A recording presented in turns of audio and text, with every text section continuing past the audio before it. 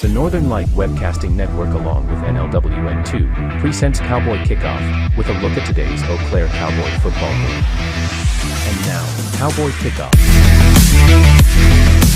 Hello and welcome to Cowboy Kickoff. Rick Olson here in the NLWN2 studio, and we're getting ready to bring you Eau Claire Cowboy football. Today, the 5-1 Cowboys will host the 1-5 Midwestern Wildcats out of Galesville, Wisconsin. The Cowboys are coming off an overpowering 52-0 win over the understaffed Tri-City Bulldogs last Saturday.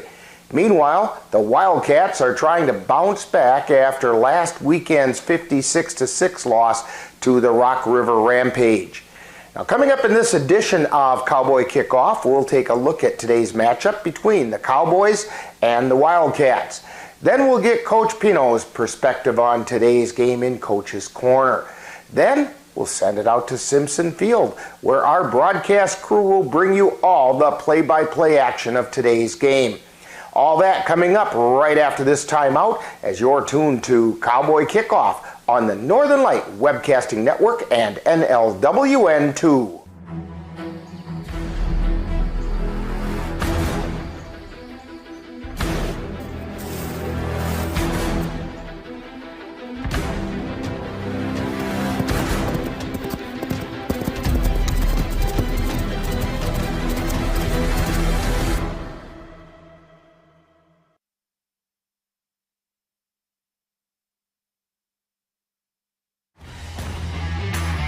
Welcome back to Cowboy Kickoff. Today the Eau Claire Cowboys will take on the Midwestern Wildcats, who hail from Galesville, Wisconsin.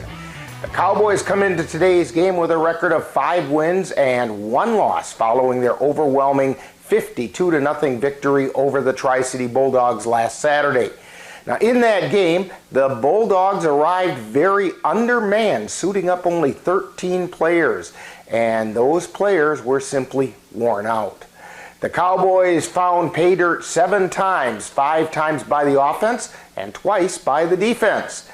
Now, leading the way on offense was Kari Dorsey, who accounted for 112 total yards, including passing, rushing, and receiving. A snap and drop back, throw it into the flat on the left side. Kari Dorsey, and he's still on his feet across the 30 down to the 25. Down to the 20. He's still going. He's still going. Direction, and he fumbles it out of bounds. Let's see where they put it. He's down inside the 15. I think they're going to put it on the 14-yard line. The leading rusher for the Cowboys was Anthony Marquardt, who carried the ball 6 times for 60 yards and 2 touchdowns. Again, trips out wide to the right. Gives straight up the middle to Marquardt. He's heading towards the end zone, and he's in the end zone for the touchdown. Marquardt was followed by UJ Wilkerson, who also carried the ball 6 times for 51 yards and 2 touchdowns. And the give straight up the middle, UJ takes it in untouched. Following the injury to quarterback Andrew Barnes back on June 10th, the Cowboys utilized 3 quarterbacks last Saturday. The most effective was Shane Van Roo, who had 3 completions and 4 passing attempts for 41 yards and a touchdown with no interceptions. Cowboys up to the line. And toss into the end zone for a touchdown. That was Shane Van Roo throwing it. He's got his own cheering section over here. And the receiver, I should have known by the cheering section, it was Chandler Starrin. Kari Dorsey and Solomon Gary combined to go 3 for 11 in passing for 63 yards and 2 interceptions. The defense also contributed to the scoring when Sammy McBride plucked the ball out of midair on a Bulldog fumble and returned it 34 yards for a touchdown. Dogs at the line. Snap, quarterback drops back, looking to, he keeps it himself, quarterback draw. Oh, lost the ball! It's in the air, Cowboys pick it up, heading towards the end zone. And a touchdown, he's gone. And a touchdown for the Cowboys. Then right at the end of the first half, The ball got ripped from the hands of the Bulldog runner right into the hands of Jax Lazine, who scampered 45 yards for the touchdown. Snap, give it straight up the middle. A little bit of running room out across the 40 to about the 45-yard line. And the ball got loose, and with it heading down the field and into the end zone for the Cowboys. And I did not hear a whistle. Let's see what they call. The referees haven't said nothing yet. Not yet. Jax Lazine with it, and now it's marked touchdown, Cowboys. Yep. The Cowboy defense held the Bulldogs to only 23 yards of total offense and caused 5 turnovers in the process of shutting down the Bulldogs. The 1-5 Midwestern Wildcats are coming off a 56-6 loss to the Rock River Rampage last Saturday. Now, based on the most recent statistics that we have for the Wildcats, they're being led through the air by Cody Swenas. His favorite target is Tyler Peterson, who's averaging around 17 yards per catch. On the ground, they're being led by Josh Hesselberg, who averages around 3 yards per carry. Defensively, Hesselberg, Clint Hughesby, and Austin Zweifel lead the Wildcats in total tackles. After 6 games, the Cowboys are still being led through the air by Andrew Barnes, who's completed 37 of 76 pass attempts for 670 yards and 11 touchdowns with 5 interceptions for a passer rating of 91.6. However, he's on the injured list. So the active quarterbacks, the leader is Shane Van Roo, who's completed 3 of 4 pass attempts for 41 yards and a touchdown for a passer rating of 146.9. The leading receiver so far this season has been Taquan Hodges, who's caught 14 passes for 202 yards and 2 touchdowns.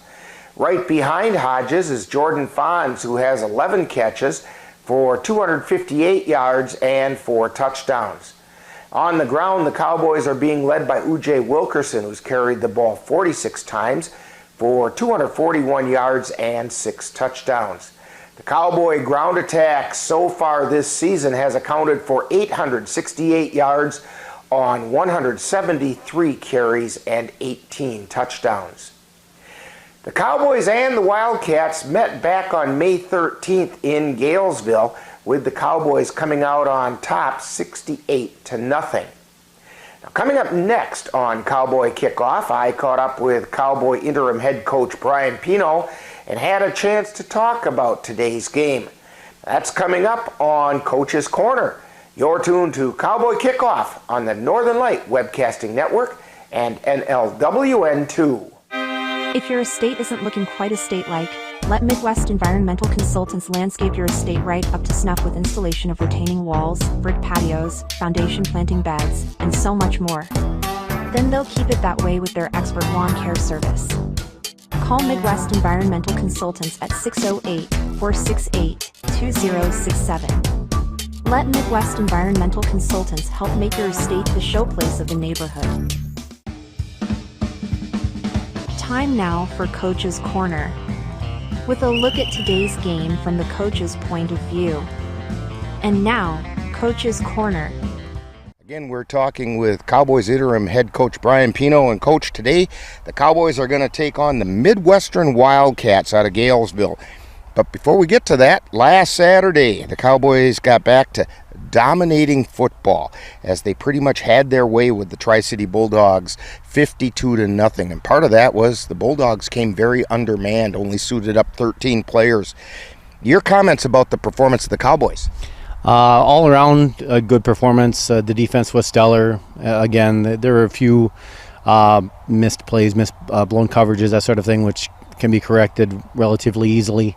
Offensively, we were much better than we have been in the past. We were able to move the ball relatively easily. There still needs a little bit of work to be done between the quarterbacks and the wide receivers as far as timing issues, but all in all, special teams included, we were solid all the way through the game.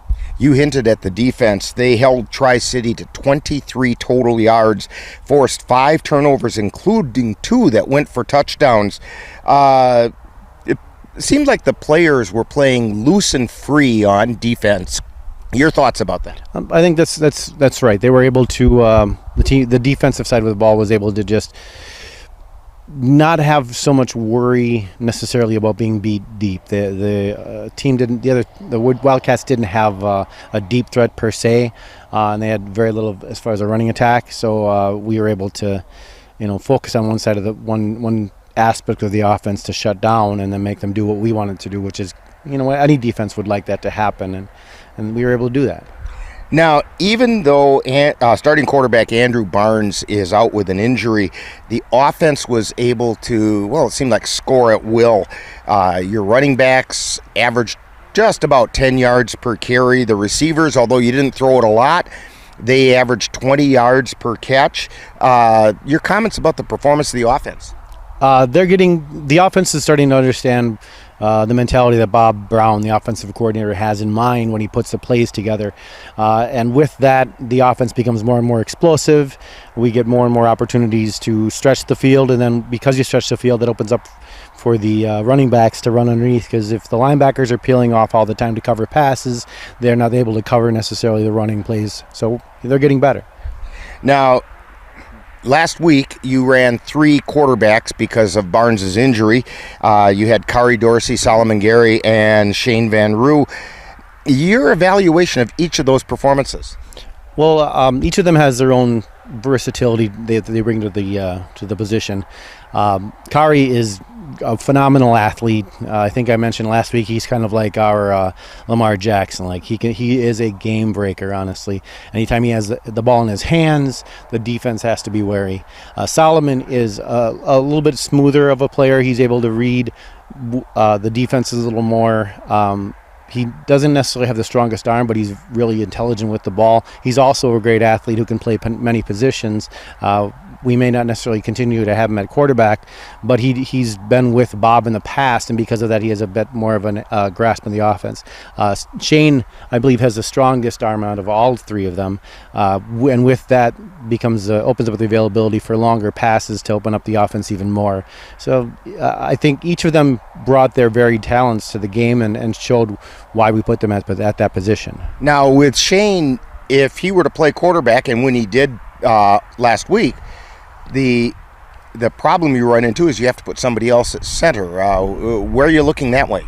Well, we have several guys that are on the team that, given the opportunity, would be able to step in at center. I think Russell Hayden has done it in the past. Hunter Stewart has done it in the past as well.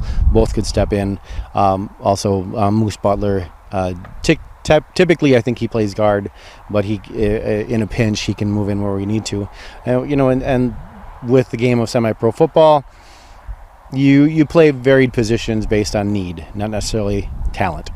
Now, what's the current health status of the Cowboys? Do you have any new injuries, and what's the status of any of those injured players that you have from the past?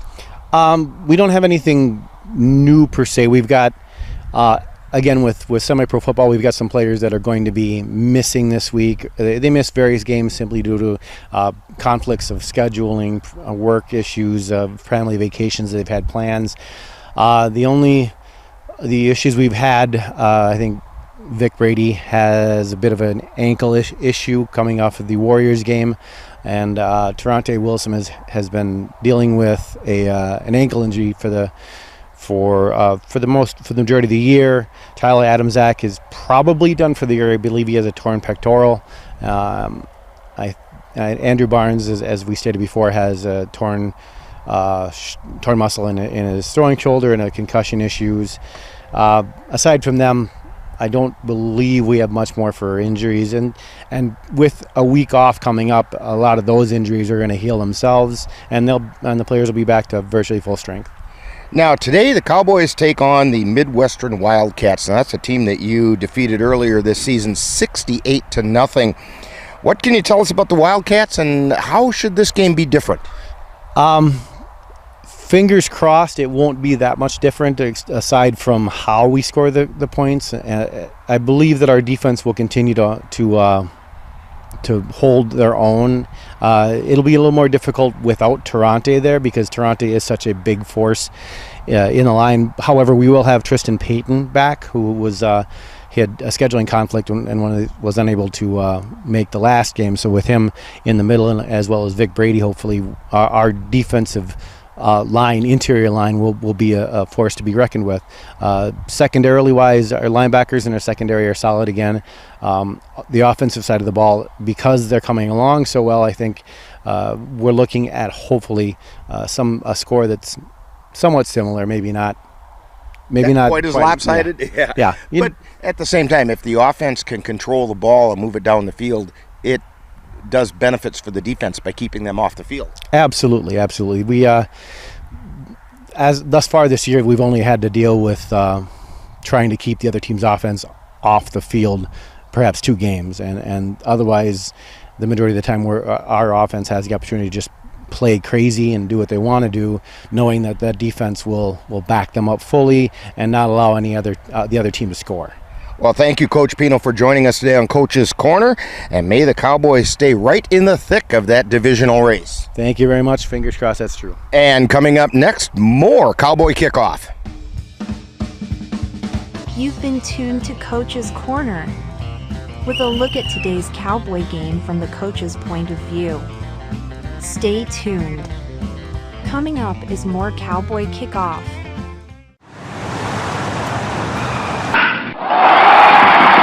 Let NLWN TV and the Northern Light Webcasting Network take you out to the ballgame.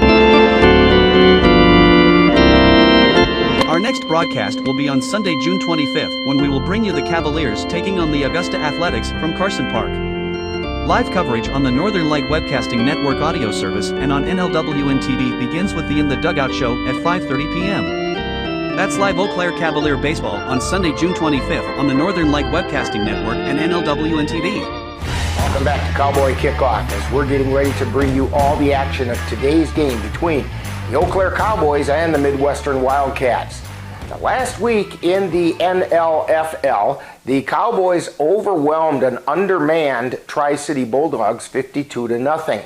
In other action, the River City Rough Riders edged the Midwest Warriors 32-30, while the Southern Lakes Blue Devils defeated the Manitowoc Mariners 40-23. The Illinois Cowboys remained unbeaten by taking on the Fox River Raiders and defeating them 51-6, while the Madison Mad Dogs had the most lopsided win of the season, defeating the Central Wisconsin Bandits 94-0. Finally, the Rock River Rampage took care of business against the Midwestern Wildcats 56-6. Now that leaves the standings in the NLFL as follows.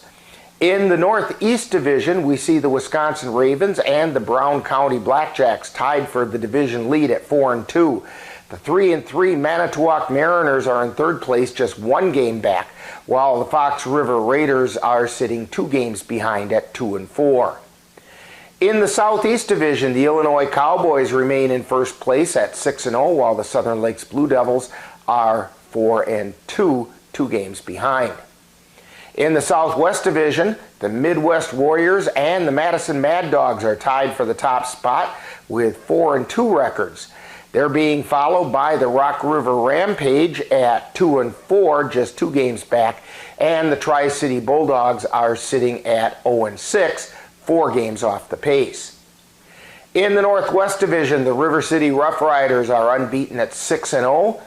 They're followed by the Cowboys with a 5-1 record, while the Central Wisconsin Bandits are 4 games back at 2-4, and the Midwestern Wildcats round out the division at 1-5. Today, the NLFL is back to a full schedule. In the Northwest Division, the Cowboys are hosting the Midwestern Wildcats at Simpson Field on the UW-Eau Claire campus, while the Central Wisconsin Bandits travel to Galesville to take on the River City Rough Riders. In the Northeast Division, the Manitowoc Mariners travel to J.F. McGee Elementary School in Two Rivers, Wisconsin, to take on the Wisconsin Ravens. The Fox River Raiders will host the Brown County Blackjacks at Winneconne High School in Winneconne, Wisconsin. In the Southwest Division, the Rock River Rampage will face off against the Tri-City Bulldogs at the former Beloit Catholic High School, while the Madison Mad Dogs will travel to the Bank of Sun Prairie Stadium in Sun Prairie, Wisconsin, to take on the Midwest Warriors. Now, coming up next, we'll wrap up Cowboy Kickoff and get you ready for today's game between the Eau Claire Cowboys and the Midwestern Wildcats. You're tuned to Cowboy Kickoff on the Northern Light Webcasting Network and NLWN2. Life doesn't always give you time to change the outcome. Prediabetes does. 1 in 3 adults has prediabetes, but with early diagnosis, prediabetes can be reversed. And you can change the outcome. Take the 1-minute prediabetes risk test today. Go to doihaveprediabetes.org. Welcome back to Cowboy Kickoff. Today we have the Cowboys taking on the Wildcats. The Wildcats would very much like to get some revenge for the 68-0 trouncing they suffered at the hands of the Cowboys back in May. The Cowboys, on the other hand, would like to stay within a game of division-leading River City Rough Riders. Now, the key to today's game for the Cowboys is, can that Cowboy defense continue their lights-out performance from last week? Also, it will be interesting to see who, with the injury to Andrew Barnes, emerges as the primary quarterback of the 3 who played the spot last week. So it all adds up to some exciting football action with the Cowboys facing the Wildcats right here on the Northern Light Webcasting Network and NLWN2. Now, in just a few moments, we'll send it out to our broadcast crew at Simpson Field on the campus of UW-Eau Claire, and they'll have all the play-by-play action for you coming up next. You've been tuned to Cowboy Kickoff on the Northern Light Webcasting Network and NLWN2.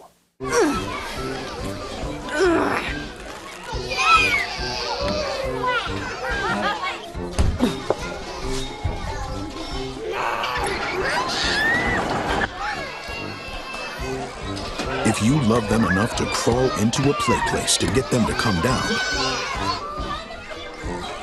then surely you'll check nhtsa.gov/the right seat to make sure they're in the right car seat. You've been tuned to Cowboy Kickoff on NLWN2 with a look at today's Eau Claire Cowboys game. Stay tuned. Coming up next is live Eau Claire Cowboy football. It happens to everyone eventually. Your computer goes on the fritz.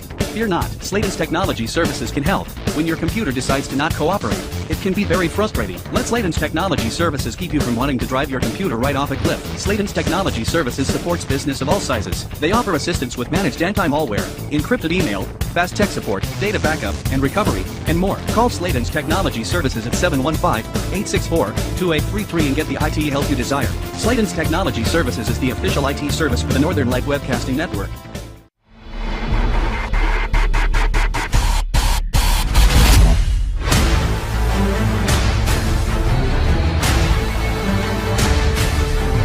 The following is a presentation of the Northern Lights Football League.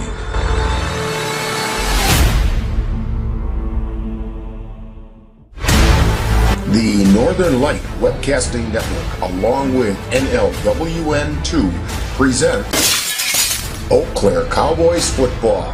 Follow the Cowboys all season long as they work their way through the Northern Lights Football League. And now, out to the stadium for Eau Claire Cowboys football.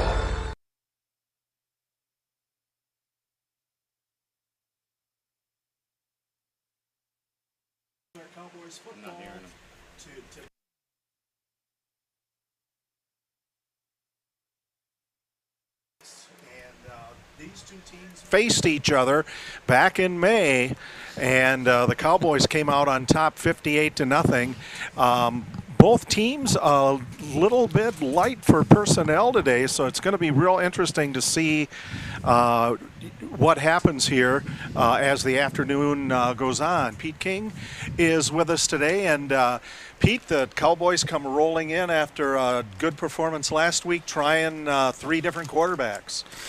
Yeah, it was a pretty easy win for them last week, considering how they were shorthanded on the other side. So that was a pretty much an easy win for them. So they're coming in today with pretty high hopes and on a good win streak. So yeah. And the Cowboy defense continues to roll along. Yeah, the defense is top notch right now. They're playing on all cylinders, and they're ready to go. So the Midwestern Wildcats and the Eau Claire Cowboys ready to face off here. Today's Eau Claire Cowboys football game is brought to you by Altoona Auto Body, Ashley Furniture, Athletic Wellness of Eau Claire, the Doghouse Bar and Grill in Whitehall, Drop Zone Septic and Portable Toilet Rentals, Gino's Pizza in Eau Claire, the Happy Hollow, Highland Fitness, Home Inspectors of America, and Jared Hofling, Menominee Eye and Optical, Midwest Environmental Consultants, Mom's Restaurant and Pub in Colfax, the Newborn Village Renaissance Festival in Chippewa Falls, Pepsi-Cola, Royal Credit Union, Slayton's Technology, Sopar's Fiber Optics, Sterling Optical of Eau Claire, the United States Army, and Valley Sports Academy in Halley, Van Roo Chiropractic in Mondovi. Be sure to thank these fine sponsors for bringing you Eau Claire Cowboys football by stopping in and doing some business with them soon. We'll be back with more pregame here on the Northern Light Webcasting Network and NLWN2. Royal Credit Union's low rates and flexible terms on auto loans can help keep your payments low. Get a great rate on your next car or truck purchase, or refinance an existing vehicle with an auto loan from Royal Credit Union. Royal also offers loans for buying or refinancing boats, UTVs, and other vehicles. Royal Credit Union wants to help keep your payments low. Check rates and apply for a Royal Credit Union vehicle loan online at rcu.org/autorate. Subject to credit approval.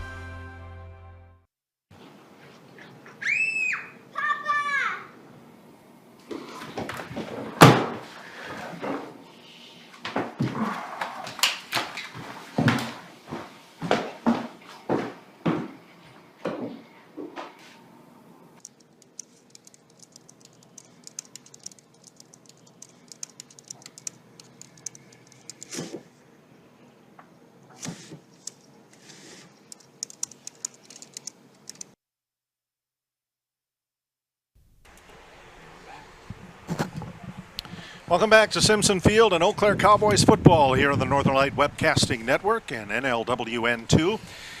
The Cowboys won the toss that was done a few minutes ago of the coin, and they decided to receive to start today's game.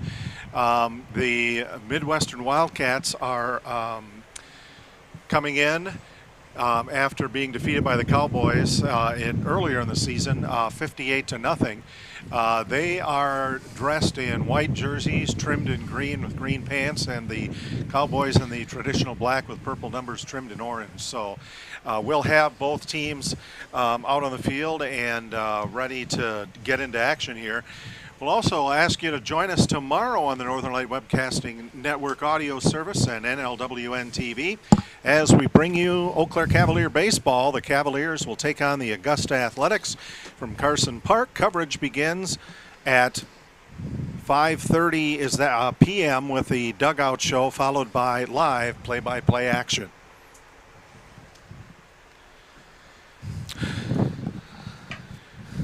So, Pete, what do you see as some of the keys for Cowboys' success here today? They have to run the ball and play good defense. No mistakes, no penalties. Should be a good game. Yeah, they've been cleaning that up as they go here on some of the games that they struggled. There were a lot of penalties that stopped them and that sort of thing. So. Looking forward to a good game here as looks like we've got teams coming out here, and we're just about a minute and a half or so away from action today. The leading rushers for the Cowboys, to let you know again, UJ Wilkerson tops the Cowboys with an average of 5.2 yards a carry, 241 yards. Jordan Renault behind him at 183 yards, averaging 6 yards a carry, and Anthony Marcourt at 4.3. Kari Dorsey, when he gets the ball and wants to take it down the field, 138 yards, 17.3 yards a carry. In last week's game against the Tri-City Bulldogs, Ujay was the second leading rusher with 51 yards. Anthony Marcourt had 60 yards. Each of those men had six carries. In passing, Kari Dorsey was 2 of 7 with an interception and 63 yards. So the Cowboys making their way out to the field. The Wildcats will be kicking off. They are defending the south goal, or to your left as you look on here.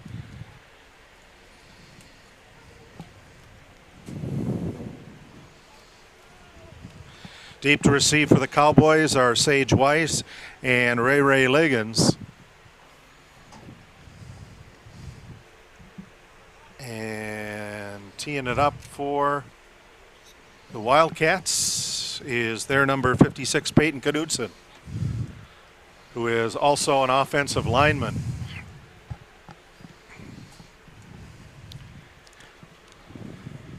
Five and 1 Cowboys, 1 and 5 Wildcats. Scoring off here in Eau Claire. Sun's starting to peek out, a little bit of a breeze. 84 degrees at game time. Hopefully the rain stays away. Yeah. They're predicted rain for later on.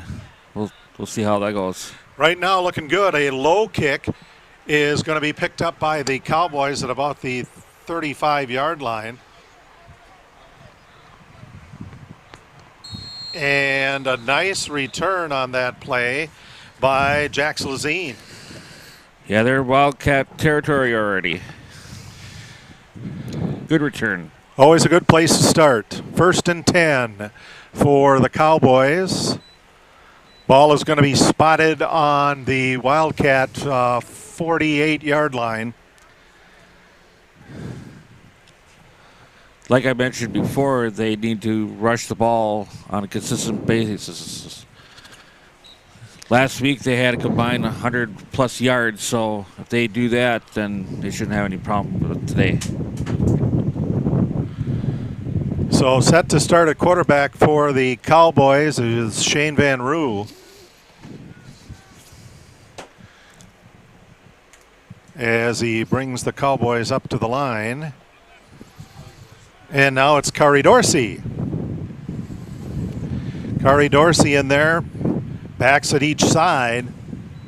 Dorsey takes the snap. Hands the ball off to Anthony Marcourt. And Marcourt, with a nice run along the near side, gets the ball near the first down marker. They're going to mark him out of bounds at the 40-yard line.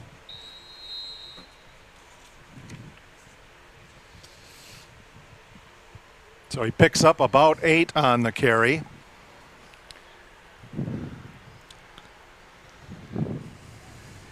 Second down and 2 for the Cowboys.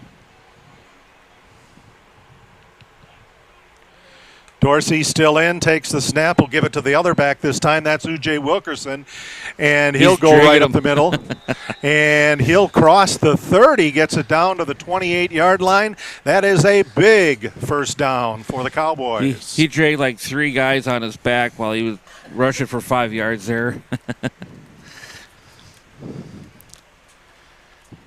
A nice carry with a workout. 1st and 10.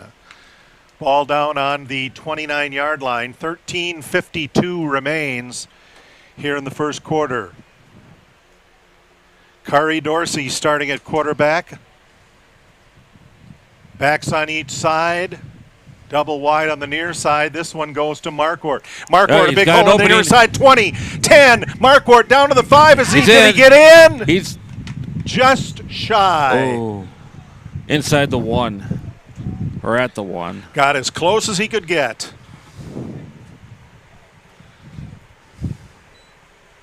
And Pete, that's what the Cowboys are executing, exactly what you talked about. Yep. Just pound it out and score some points, pick up some yards. Look, that big O-line lead the way. Get some good blocks on the outside. Dorsey brings the Cowboys up to the line, same set. First and goal at the 1. Dorsey takes the snap, gives this to Uche, twists and turns, Touchdown. and into the end zone. He got stopped behind the line of scrimmage, but his determination got him in the end zone. So Uche Wilkerson's 1-yard run puts the Cowboys on the board early. 12:58 remaining in the first quarter, and unfortunately there is a Cowboy that is down, and that's Rick Hamilton wearing number 71, and now gets a teammate and a member of the coaching staff out to take a look. And while they're doing that, we will take a break. It's Eau Claire Cowboys 6 and the Midwestern Wildcats 0. You're watching Eau Claire Cowboys football on the Northern Light Webcasting Network and NLWN 2. Highland Fitness is a locally owned gym operated right here in the Chippewa Valley. Save time and gas money with our 2 Eau Claire locations that are close to where you live, work, and play. Our Westridge location is open 24 hours a day.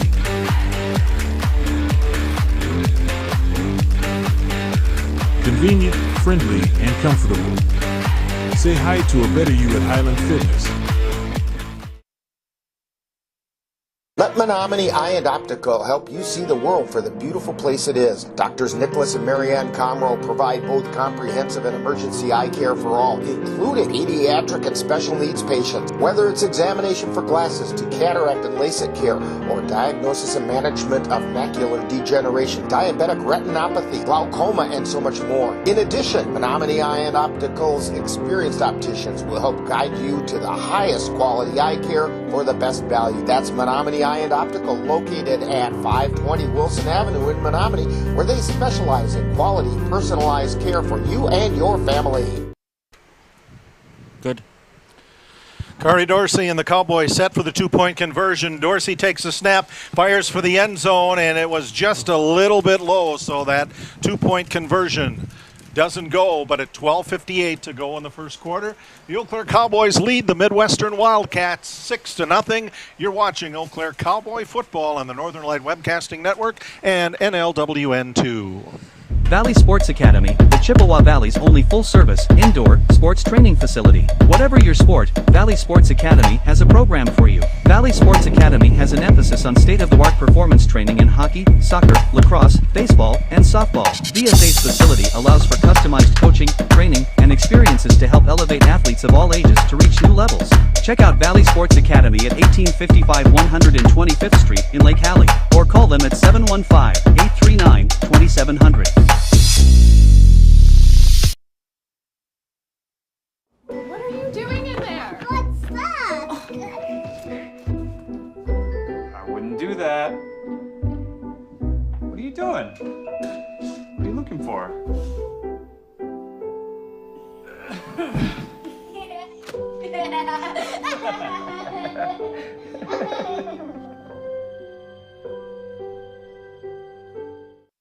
Welcome back to Simpson Field. Cowboys getting ready to kick off for the first time here today, and teeing up the ball for them, J.P. Hofling.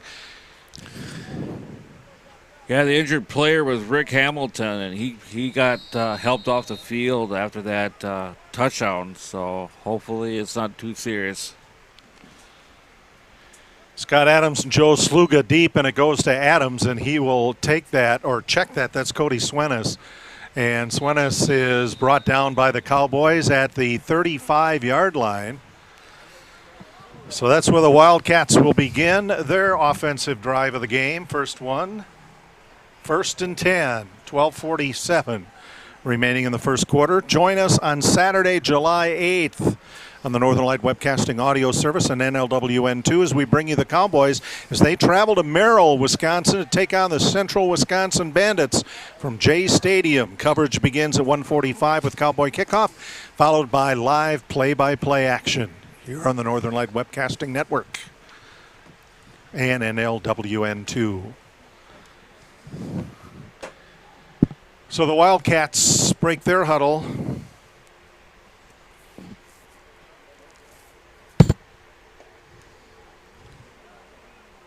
And their quarterback, Cody Swenis, who's on the roster as a wide receiver, but getting deep in the season, lots of changes.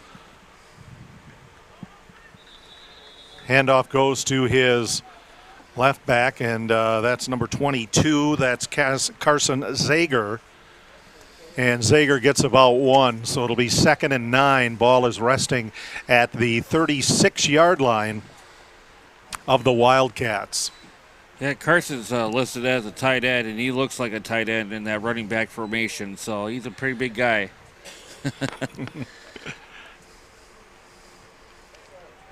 Definitely no halfback right there.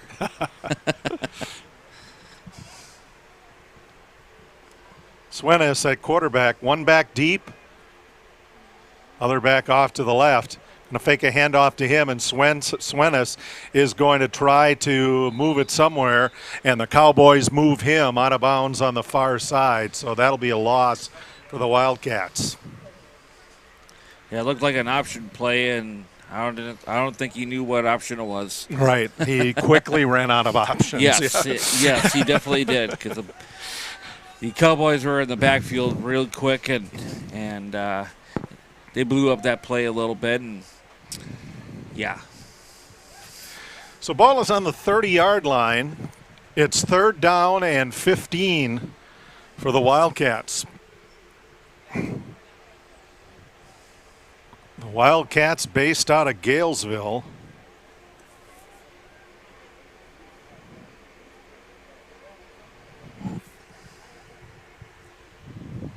One back in the backfield now. Pair of wideouts on each end as Swenis is looking to throw. Throws over on the other side and bounces it to Jacob Waltemate.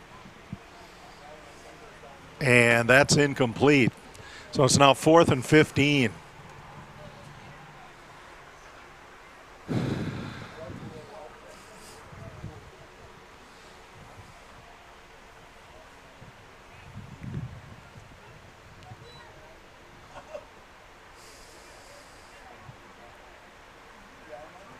So the Wildcats getting ready to punt, and again, that's Swenis.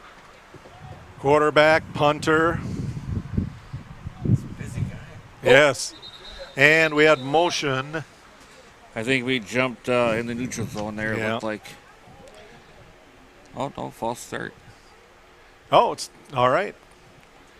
So 5 yards back, more for the Wildcats. Going to make it 4th and 20. Swenis is going to be punting it from about the 15-yard line.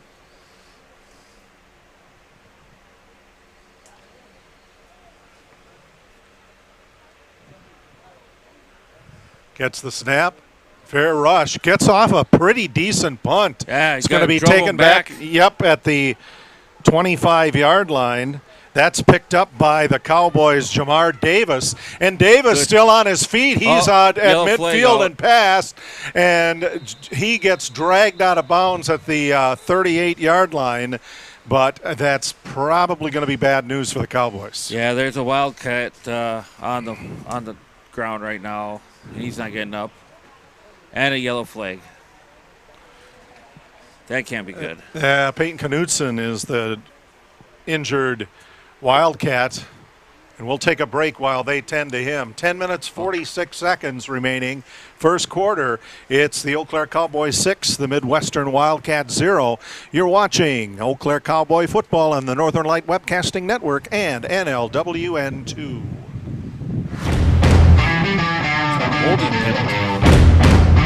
Let NLWN2 and the Northern Light Webcasting Network bring you some tough semi-pro gridiron action. Our next broadcast will be on Saturday, July 8th, when we will bring you the Eau Claire Cowboys taking on the Central Wisconsin Bandits from Merrill, Wisconsin. Live coverage on the Northern Light Webcasting Network audio service and on NLWN2 begins with Cowboy Kickoff at 1:55 p.m. That's live Eau Claire Cowboy football on Saturday, July 8th on the Northern Light Webcasting Network and NLWN2. The Northern Light Webcasting Welcome Network. back. Cowboys with the ball. Presents After a Cowboy holding Kickoff. penalty, the ball is going to be spotted back on the 37 of Eau Claire, 1st and 10. Dorsey still in at quarterback. Takes a high snap, has to brings it in and lets the ball go. It's wobbling, and it is incomplete. A couple of guys there on the defense for the Wildcats is, well, number 6, who we'll just refer to as number 6. Well, I know last week's game there was a lot of duck hunting going on.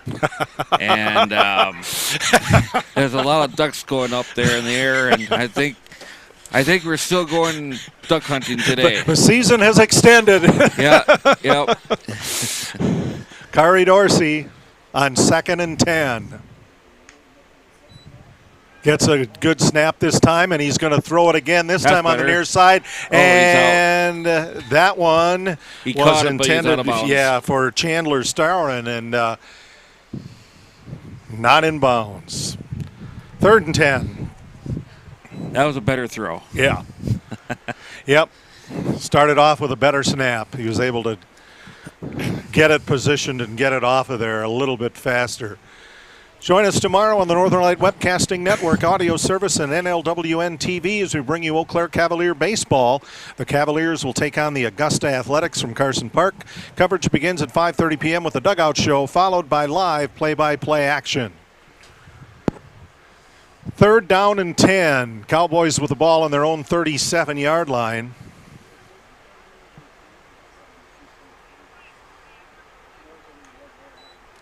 Dorsey gets a good snap again, and he's going to look to the near side. Lets it fly wide open. Hodges gone. 10-5, touchdown Cowboys. Yeah, he got behind his defense, and just a matter of whether he could catch it or not. He bobbled it a little bit, but once he got his bearing, he was gone. Last week, I think he had a couple drops. A 63-yard touchdown pass for the Cowboys. And the score is 12-0. Eau Claire, 10:22 to go in the first. That was definitely a different contrast from the first drive to this drive. First drive was run heavy. This one, they aired it out.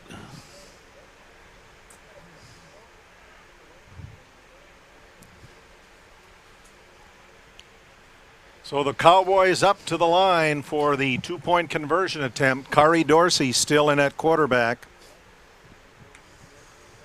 Hands the ball off to U.J. Wilkerson. Pressured.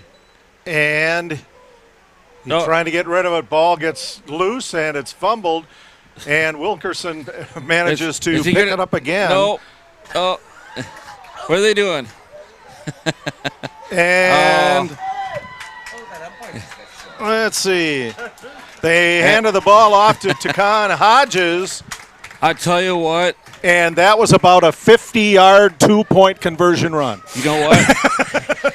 that is what they drew up on the chalkboard. Okay, we'll go with that. 10:22 to go in the first 10 quarter. hours of practice on just that one play. There you go. It's great when a plan all comes together. 10:22 to go in the first. Eau Claire 14, Midwestern Wildcats 0. You're watching Eau Claire Cowboy football on the Northern Light Webcasting Network and NLWN 2. Dr. Andrew Van Roo and the rest of his team at Van Roo Chiropractic have been committed to addressing your unique needs. Whether you are experiencing back pain, neck pain, headaches, or even muscular tightness and tension, Van Roo Chiropractic is the place to go. Van Roo Chiropractic can help you attain your everyday wellness goals. Van Roo Chiropractic has been serving the Chippewa Valley since 1997. Call Van Roo Chiropractic at 715-926-6001 to receive the answers to your questions. That's Van Roo Chiropractic at 910 Countryside Parkway in Mondovi. Good.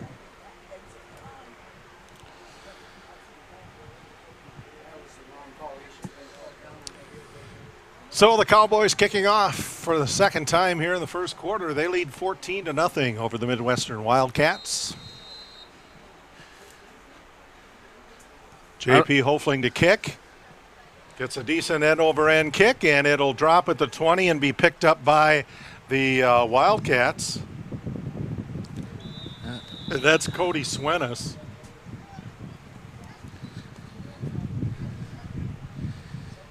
To get back to that two-point conversion, I mean, there was a lot of effort in that one. Everybody was paying attention to where everybody was, and it it worked out. So, well, it's good. Almost a big share of the 11 guys out there with it participated. So, yeah, I think everybody touched the ball in that one. First and 10 for the Wildcats. They're on their own 30-yard line. There's that nice breeze. Yeah. Cody Swenis, who has been doing everything so far, hands the ball off to Joe Sluga, and Sluga can't get out of the backfield. He was trying to find that crease in there, little crack. Cowboys just filled up all the holes. He couldn't get anywhere. So that's a loss of about 3 on the play. Ball is back at the 27-yard line. 9:48 remaining first quarter from Simpson Field on the UW-Eau Claire campus. Jay Fall here with Pete King, and John Thellens is on the camera.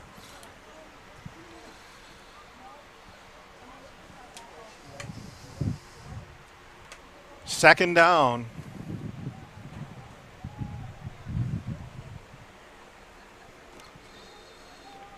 Snap goes back. This time he's going to throw and finds a man over the middle who just could not bring it in. That was Rashawn Mitchell. Didn't have enough stickum on his hands. It hit him square in the hands, and he just I think he was more worried about getting hit than catching the ball.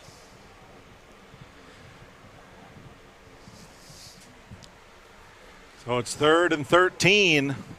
Wildcats with the ball back on the 27-yard line.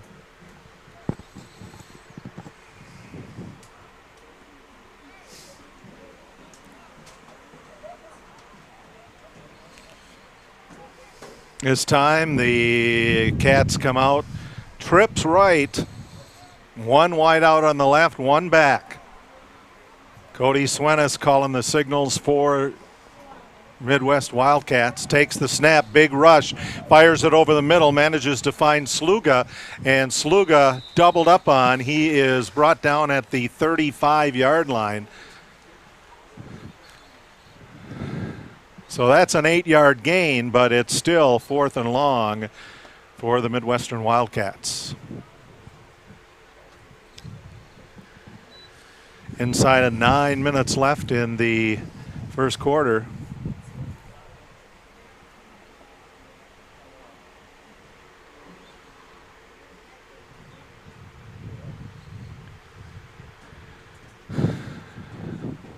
This time, 2 wideouts each end.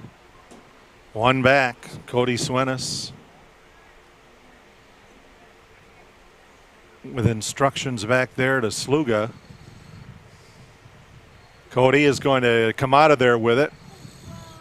And he is stopped up at the 38-yard line. So the Cowboys are going to take over there on downs on another nice defensive set. Cowboys in great field position to add to their 14-0 lead. That was just good coverage downfield by the defense, and he had nobody to throw to, so he just tucked it in and tried to get the first down and came up about a yard or two short.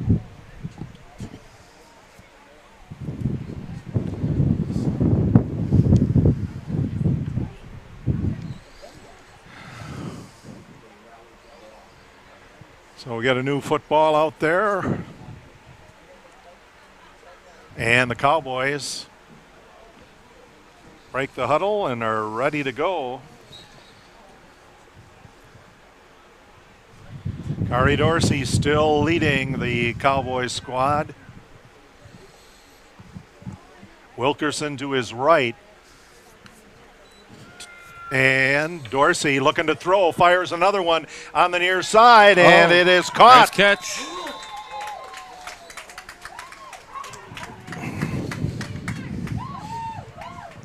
Dorsey had two options wide open down the field, and either one of them could have caught the pass, and we got a first down out of it.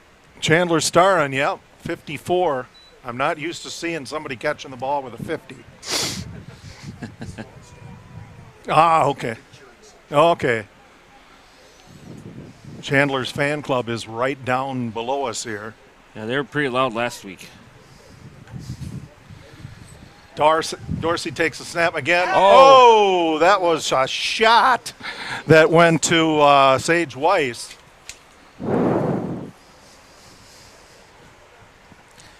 Ball's incomplete, but the Cowboys making good progress toward another 6. 2nd and 10. They are on the 15-yard line of the Wildcats.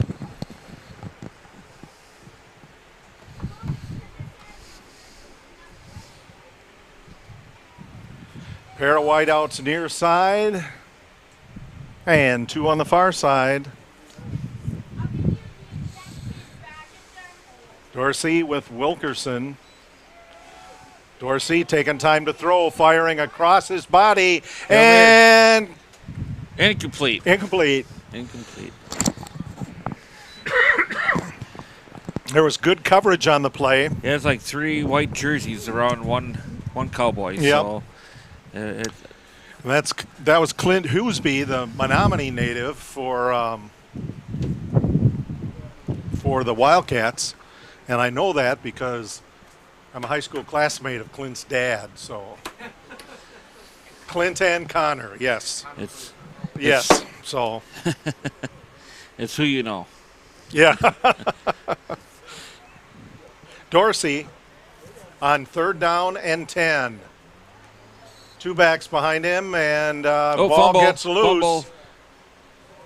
And he picks it up and carries it forward, but that drive comes to an unfortunate end. Yeah, that just was not a clean play at all. And I think they're going for it here. 4th and 11.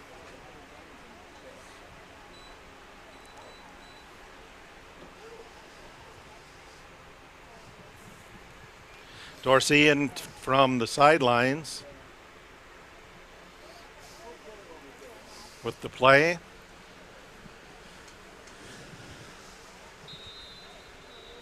And timeout on the field called by the Cowboys. 6:17 to go, first quarter. Eau Claire Cowboys 14, Midwestern Wildcats nothing. You're watching Eau Claire Cowboy football on the Northern Light Webcasting Network and NLWN2. If you're buzzed and doing this,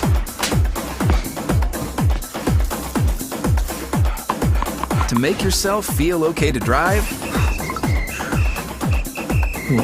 CWX.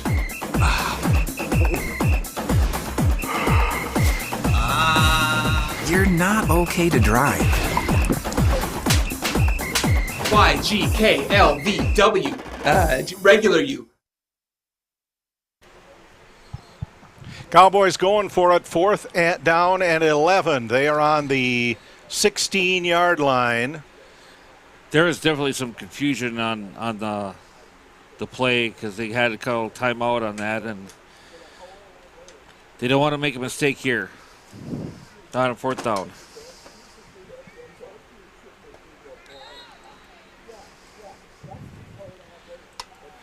A.C. Riley, it looks like. Or is that Marquardt? I can't tell. Dorsey takes the snap, firing toward the corner of the end zone, and we should have a nope. No flag? No flag. What?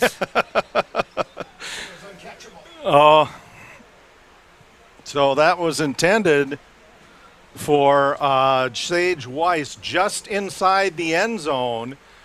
And he got a push from the defender and no penalty flag. So the Wildcats are going to take over on downs. 6:11 to go here in the first. 14-0 lead. You got to let the receiver try to make an attempt to catch the ball and not knock him down. Yeah. But apparently, referee thought, wasn't catchable.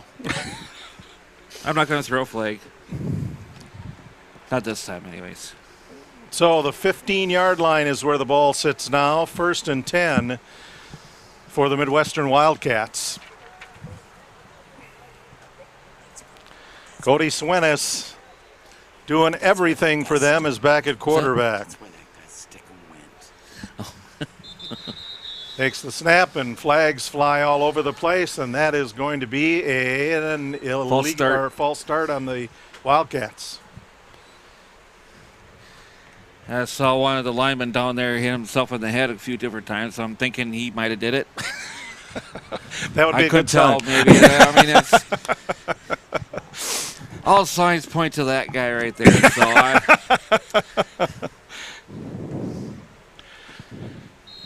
ball goes back 5 yards. It's 1st and 15. Back at the 10.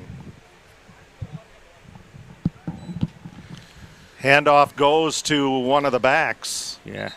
And he doesn't get very far because the Cowboys are right there. I think he lost a yard. Yeah. Or half. Yeah, that was Carson Zager.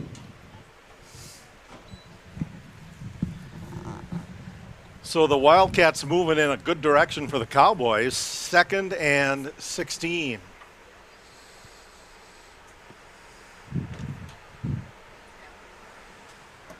.538 remains here in the first quarter from Simpson Field at UW-Eau Claire.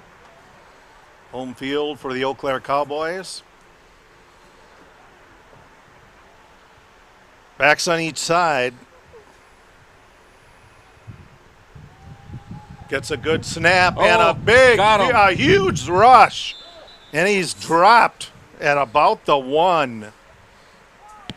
I think it was inside the 1. He was like right there at the goal line. Yep. But inside the 2. Yeah, it was a good rush on them.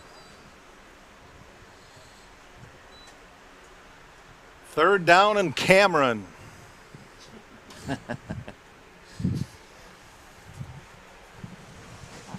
Quarterback was actually pretty lucky to even hang on to the ball the way he got hit. Swenis in the backfield on 3rd and 22. Takes the snap, hands it off, and I think they got to the line of scrimmage. Yeah. Or lost a half yard. Yeah, he lost a little more. Zager, 4th down and 23. 24. 4th down and forever. 4th down and a long way. Kicking out of the back of the end zone.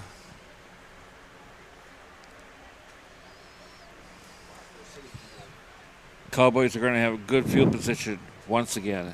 Cody Swenis just inside the back of the end zone. Gets off a punt out to the 44-yard line. He's got blockers. Brought up field. Oh. And it's A.C. Riley. Oh, Riley. Is he going in? Oh, my God. Touchdown. Oh, yeah. Touchdown. Bouncing around like a pinball in there, but he brought that all the way back. Touchdown, Cowboys. I mentioned this last week, but he just went Madden mode on that one.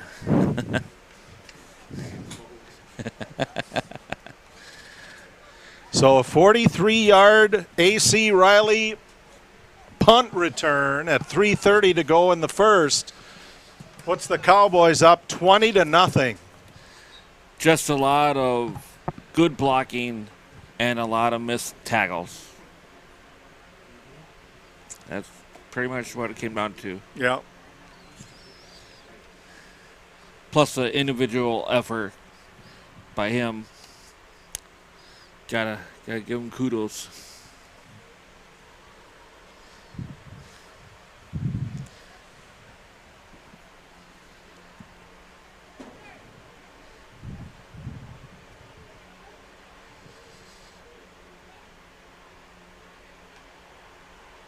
Quarterback takes the snap, and this one will be a little more direct. That was the B button on the controller. Yeah. The spin move. That's right. Kari Dorsey kept it himself. Yep.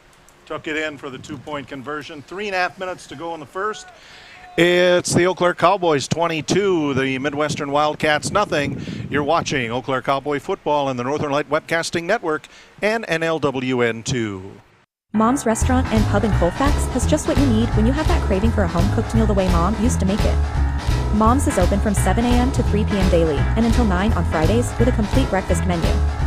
Lunch includes sandwiches, salads, wraps, and burgers, along with Mom's comfort food favorites, and don't forget dinner on Fridays with Mom's famous fish fry. The coffee always hot, the breakfast always delicious, and lunch puts a smile on your face. 225 Bremer Avenue, Colfax. Call 715-962-4617. That's Mom's Restaurant and Pub in Colfax. Cowboys ready to kick off again to the Midwestern Wildcats. Cowboys up 22-0.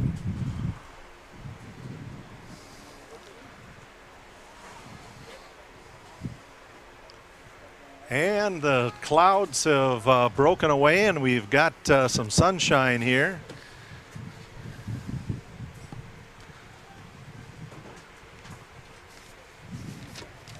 So it's J.P. Hofling to kick off for Eau Claire.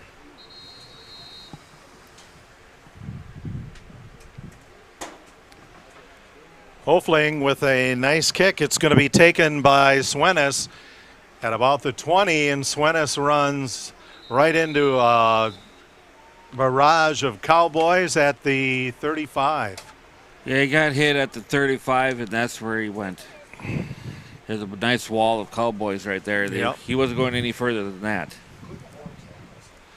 Join us tomorrow on the Northern Light Webcasting Network audio service and NLWN TV as we bring you Eau Claire Cavalier baseball. The Cavaliers will take on the Augusta Athletics from Carson Park.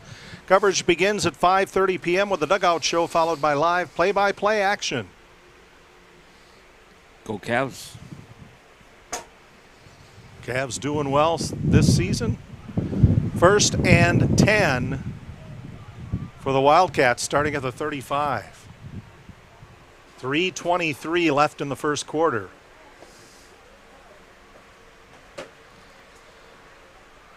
Still in at quarterback is Cody Swenis, who, yes, just ran the kickoff back. Swenis points off to his left, has one back. Just slightly behind him, takes the snap, hands that ball off to Joe Sluga. And Sluga is... Who was the one that tackled? Yeah. Because he shed that defender, or the offensive lineman off him, and he was right there at the path.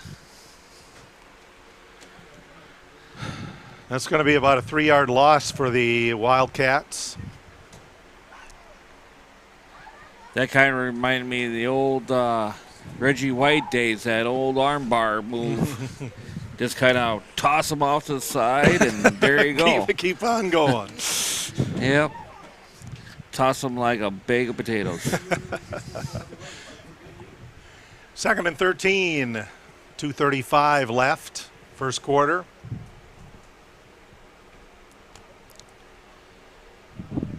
Swenis back with one back behind him, looking over to the left. And he's going to throw it out in the flat. And again, bounces it off the turf. It was closest to Rashawn Mitchell, who was double covered by the Cowboys on that one. This quarterback, I think, is hunting for gophers. Yeah, that's what it looks like. He's getting those throws pretty short.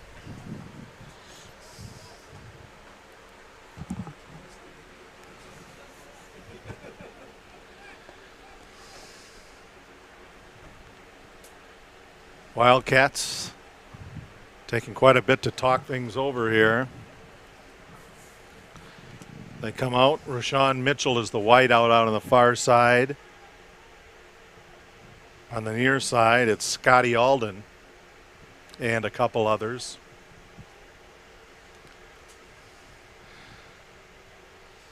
Look for Swinis pumps once, tosses it over the Intercepted. middle. Intercepted! That's picked off. Hold on to the ball. And on the interception, 28, that is A.C. Riley. He had a receiver downfield, but AC jumped that route and picked it off. And he got a good chunk back.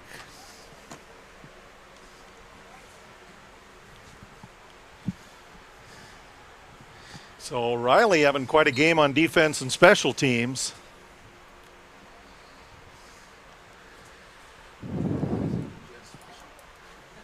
"43-yard punt return for a touchdown and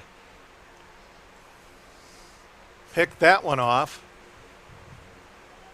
Kari Dorsey, the signal caller for the Cowboys. 1st and 10, takes the snap, fires out on the near side, and that one incomplete. Was supposed to go right to Taquan Hodges, and it went to his hands and then to the ground, incomplete. Even if he did catch that ball, he was going to get tackled anyways. The defender was on him like glue.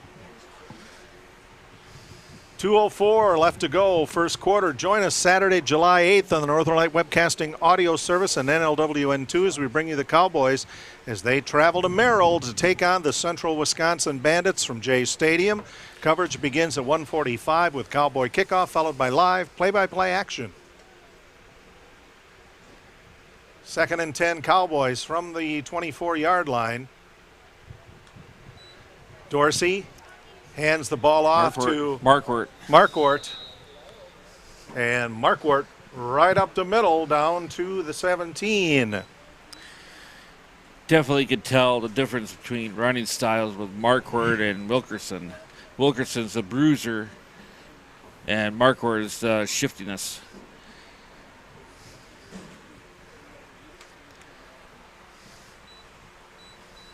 .135 left to go, first quarter. Cowboys up over the Midwestern Wildcats by a score of 22-0.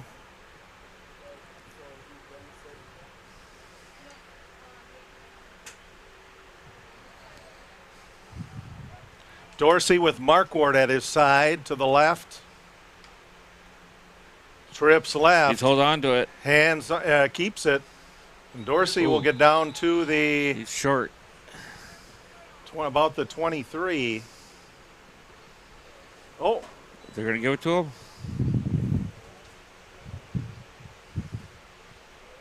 Yeah, that's first down. Okay, first down. Ball is now on the 14-yard line for the Cowboys. 40 seconds and counting.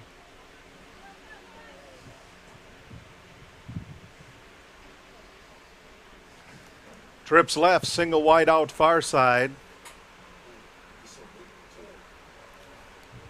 Dorsey.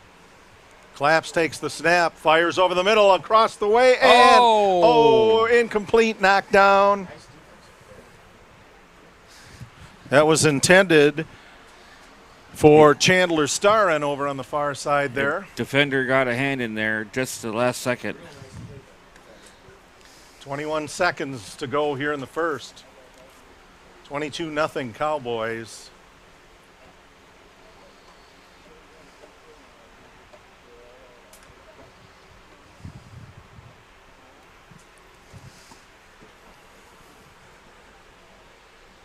Cowboys changing up the set a little bit.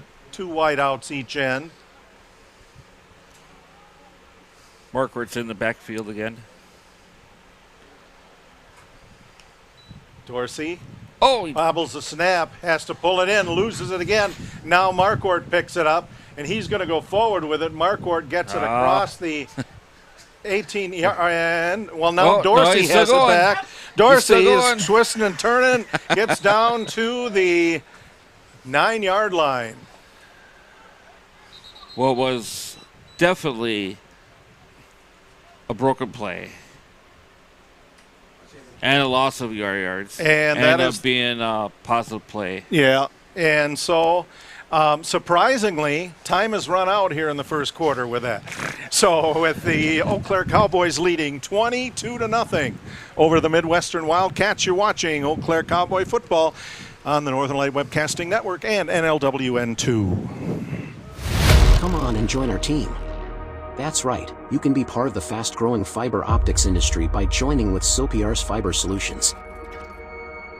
We're looking for motivated individuals who can help us expand our aerial, underground, and internal fiber termination services. Call Sopiar's Fiber Solutions at 715-289-3337. That's Sopiar. You quit smoking and thought, that's that. But here's the thing about lung cancer. By the time you see the symptoms, it could be too late. But now, there's a new scan that can detect lung cancer early, when it's more curable.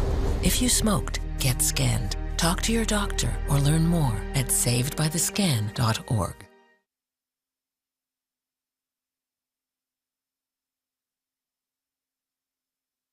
Yep.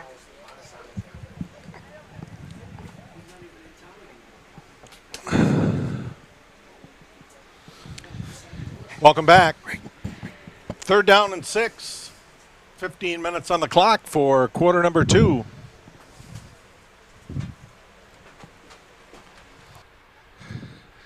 Cowboys heading to the north this time, left to right as you're watching, and now in at quarterback, Shane Van Roo. And the ball ends up snapped to one of the backs. That's Marquardt. Oh, Marquardt got in. And Marquardt takes it right in. Well, let's see. So far, I'm only seeing hands straight in there, up in the air from Cowboys, not stripes.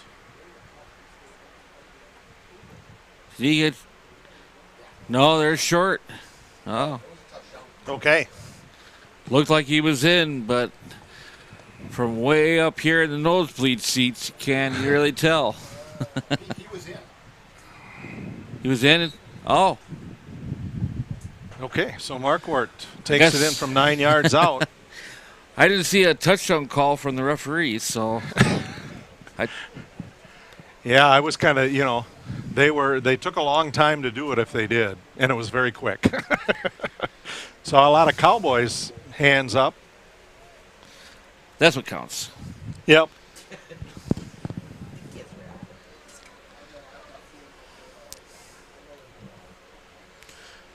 Ball snapped to Marquardt on the 2-point conversion, and he's not getting in. So with 14:54 remaining in the first half, the Eau Claire Cowboys lead the Midwestern Wildcats by a score 28-0.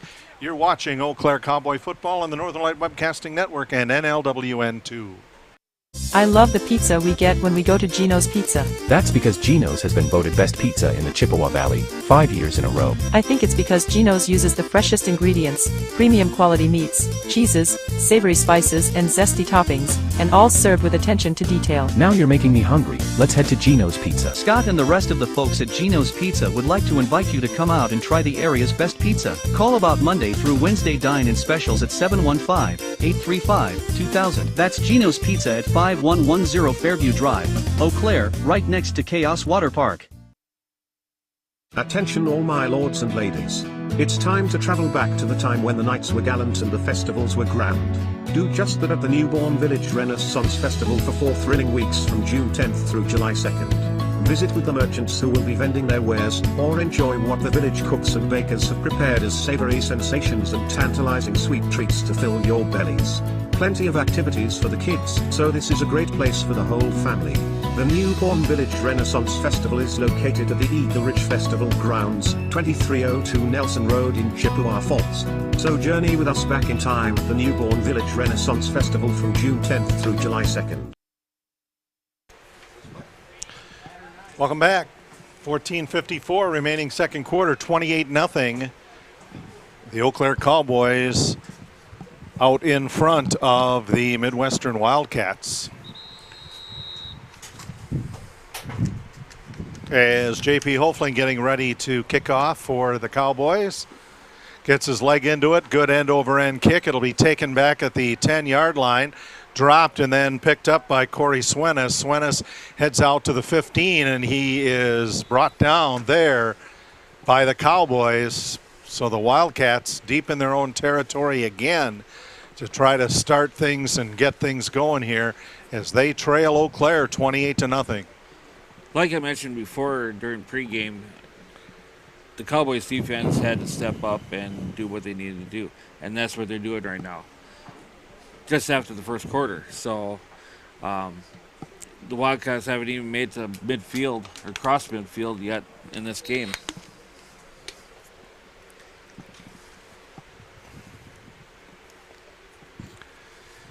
So the Wildcats with another attempt at that.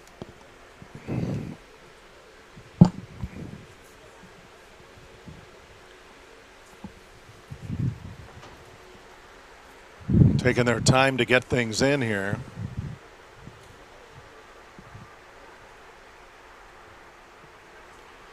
The quarterback is Cody Swenis.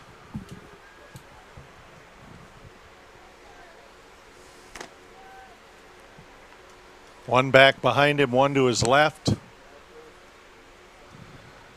Takes the snap, hands it off to the deep back. He manages to hardly get around the corner. Carson Zager. I got an injured player.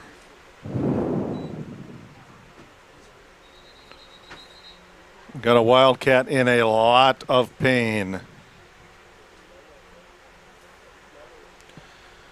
So while they tend to him, we will take a 1-minute break. 14 minutes, 31 seconds to go in the second.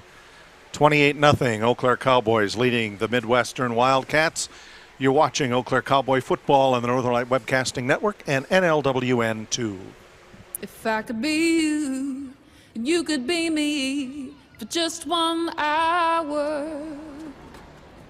If we could find a way to get inside each other's minds. Walk a mile in my shoes. Walk a mile in my shoes. Well, before you abuse, criticize, and accuse, walk a mile in my shoes. Injured player Joe Sluga, with a little help, got up and got on the sidelines, but he's right back down, it looks like, in lots of pain.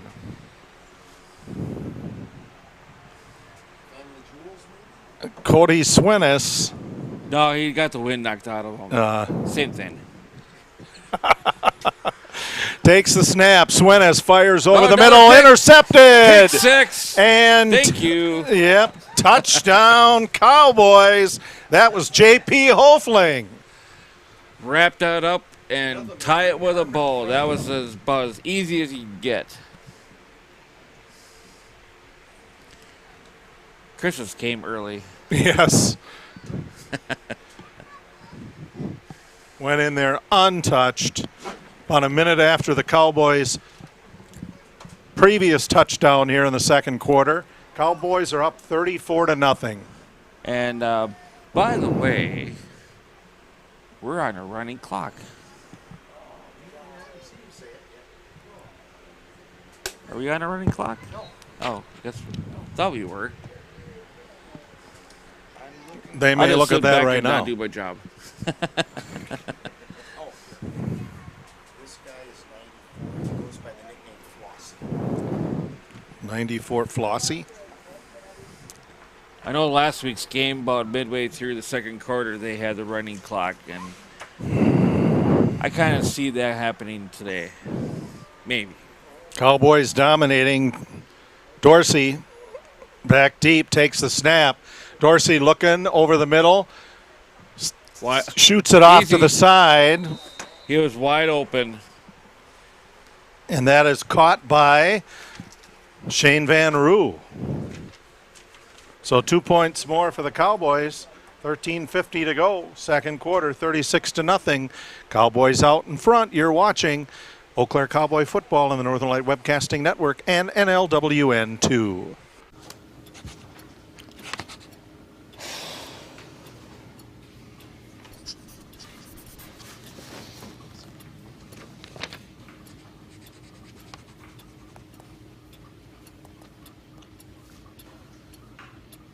If you love them enough to relearn math so you can teach them math, then surely you'll check nhtsa.gov/the right seat to make sure they're correctly buckled in the back seat.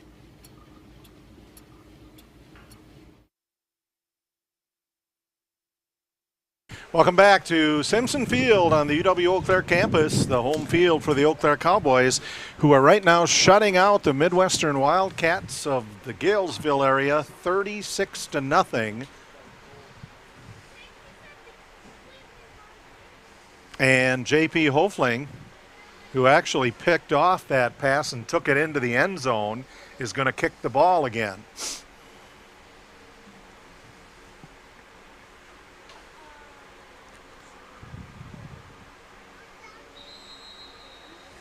And whistle blown, we're ready.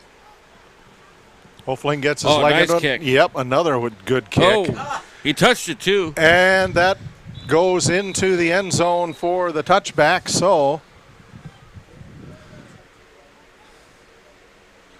ball will come out.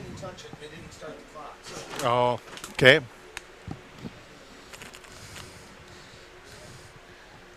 Almost had a hand on it. 36-0 the score. 13:50 to go here in the second quarter. And I better put my hat back on. It's getting bright.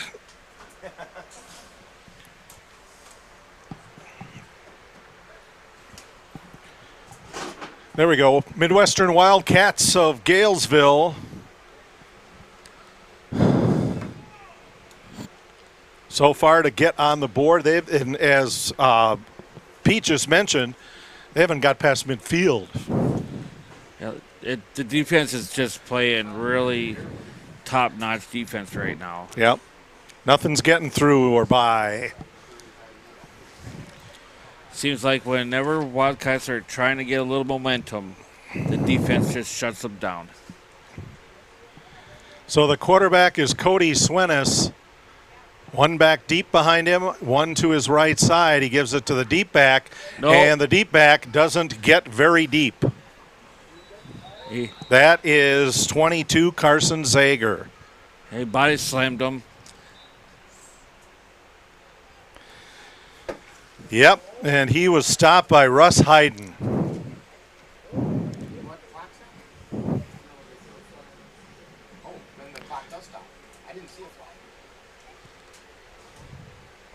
And a timeout is called by the Wildcats. 13:25 to go, second quarter. Eau Claire 36. The Midwestern Wildcats nothing. You're watching Eau Claire Cowboy football on the Northern Light Webcasting Network and NLWN 2. Looking for a job that offers a 40-hour work week with overtime opportunities? A flexible schedule?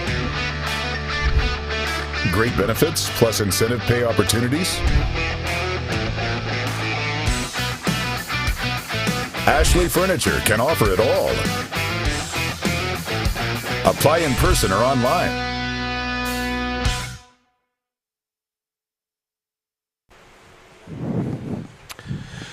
Welcome back to Simpson Field. 36-0 Cowboys. And it looks like we're fourth down and about 17. Ball is back on the 18-yard line. Oh, it's third down. Third down. Okay. All right, second down. I thought that. It was second, and then all of a sudden they had fourth down. Yeah, somebody from the chain gang over there wasn't paying attention. New guy. Swenis takes a snap, going to throw it over the middle, Whoa. looking for Johnny Johnson. I think that got knocked to the line. Yeah. So it'll now be 3rd down and 17 for the Wildcats. I think that's right. 3rd down? Maybe? We'll go with that. We'll go with that. It's 3rd The down. panel here is unanimous. 2nd down plus 1, 3rd. We're good.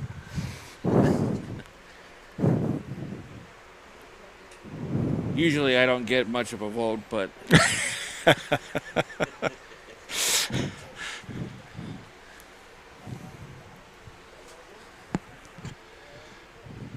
So Cowboys trying to spread it, or the Wildcats trying to spread it out a little bit. Pair wideouts each end. One back with Swenis. Swenis takes the snap. Sack. And he's sacked immediately. He's dumped back at about the 13-yard line. And now, checking our math, it's 4th down. 4th and about 22.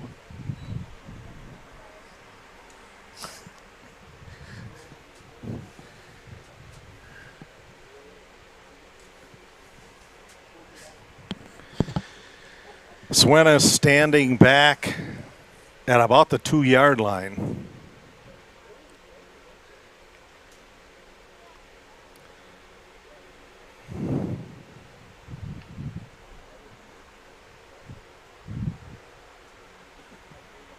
yeah, he's kicking into the wind too. And that ball snapped back into the end zone and goes out of the end zone for a safety. If it can't get any worse, it actually just did. I mean, that was just not even close.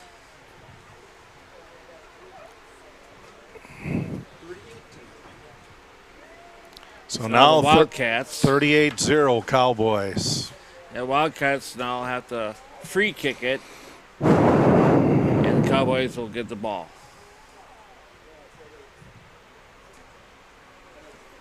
Yep, I think everything going wrong that could for the Wildcats is.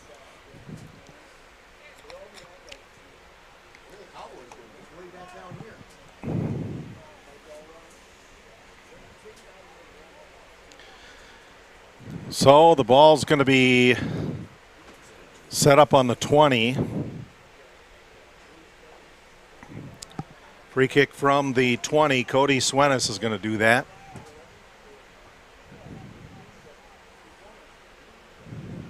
And probably happy that from the start of this, he will have control of the ball.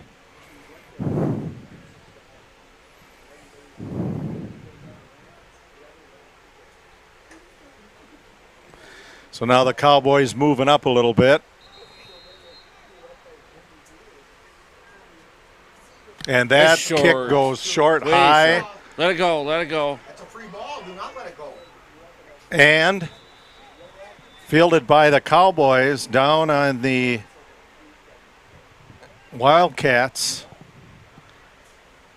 37.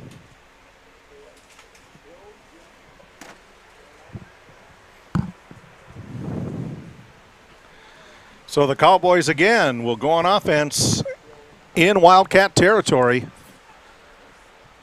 1st and 10. Apparently the rules mediator informed me that it's a live ball on a free kick. Once it goes 10 yards. And once it goes 10 yards, it's it barely even went 10 yards, but I mean, it looked like it was going 9.5, but I think when it landed, it just went past 10. But the Wildcats want credit for every yard they get today. So, but you know, like I'm just up here to do color. You know, I don't know the rules. What do I know? Oh. No, he did. Oh. Van Roo does get a pass off after a couple of shots, and the receiver going down to about the 5-yard line. That ball was passed to UJ Wilkerson. He wanted to go deep. He threw a short pass, and it ended up being a long run. So either way, it worked out. Sorry, that was Hodges. 5. Just when I think I'm getting better at tracking the numbers. So it's 1st and goal for the Cowboys. They are down on the 8-yard line of the Wildcats.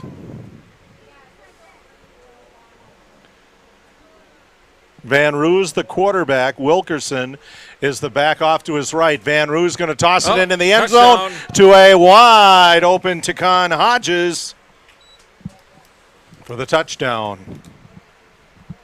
He dropped one last week in the end zone. This week, he made up for it, definitely. 11:51 to go in the first half. And Eau Claire is now leading 44-0.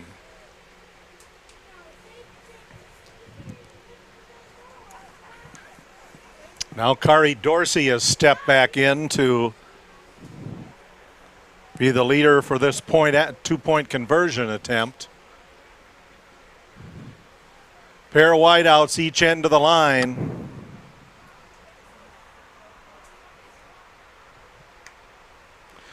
Takes the snap. Dorsey's going to skirt around and reaches in. He got it across. 2 points. Just before his knees went down, he got that ball on the line there. Got it in the end zone. That long, lanky frame of his stretched it out and got it in. So with 11:51 remaining, second quarter, the Eau Claire Cowboys 46, the Midwestern Wildcats nothing. You're watching Eau Claire Cowboy football on the Northern Light Webcasting Network and NLWN 2.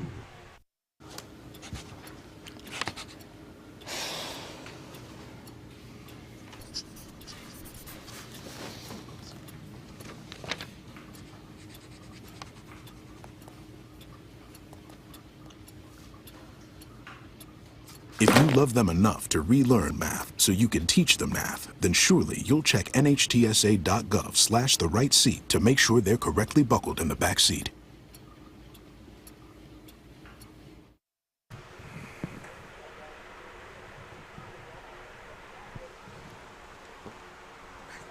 Welcome back to Simpson Field. We are early in the second quarter, and the game and the Eau Claire Cowboys way out in front of the Midwestern Wildcats, 46-0. Cowboys kicking once again. J.P. Hofling's leg getting quite a workout today. Well, all of him, because he also picked off a Wildcat pass and ran it into the end zone from 9 yards out. That was our early Christmas gift. Oh, another good kick. Yeah. And it will be taken at about the 14. That's by Cody Swenis, and he is brought down at the 25-yard line. So the Wildcats are going to try it again against this very tough, stingy Eau Claire Cowboys defense. It seems like every game this Cowboys team is just getting better. Everything is just running on all cylinders, defensively and offensively. I know last week they platooned 3 quarterbacks. It was more of like a tryout for the rest of the season. So I think they might have found their quarterback today.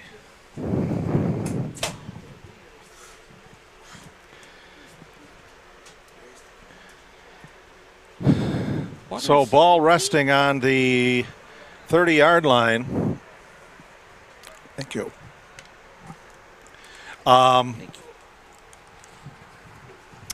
Join us tomorrow.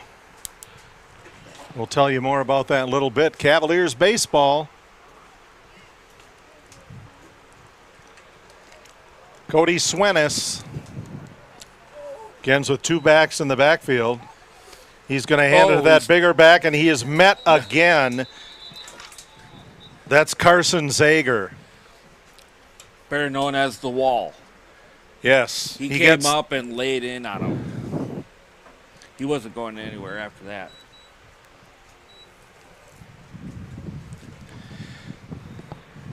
Yeah, Zager pretty tall, and I think could use some quickness because the Cowboys get there before he can get anything really rolling.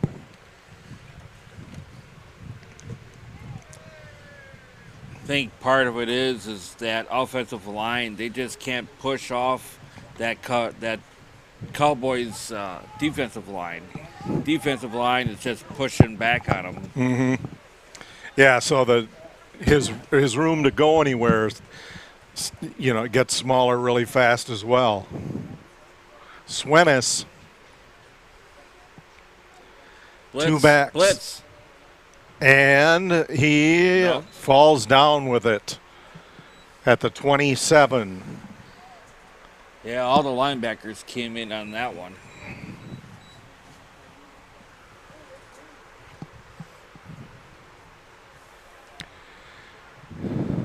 My guess is with the heat and just everything that Swenis is trying to do here for the Wildcats, he's got to be getting bushed.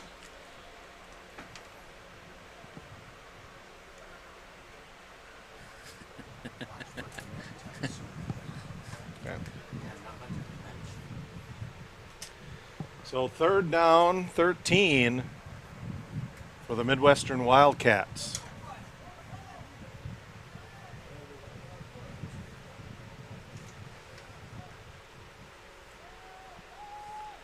Double twos in the backfield.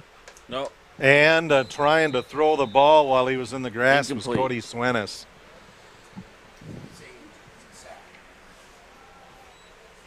They're calling him that he's got sacked. And that Knees were down. Yep, that 3rd down marker going all the way back to the 21. They just can't catch a break right now. Nope. So it's 4th down and 19. Got to give it to the Wildcats. They're still playing. Yep. And they're not going to quit. But it's got to be like in the back of their head, just like, I just want to go home. Find me some air conditioning. Yeah. So a much better snap to Swenis this time, but the punt still is high. It's going to be taken by the Cowboys at the 45-yard line. He's down to the 30, the 10. Oh, and the ball came flying out.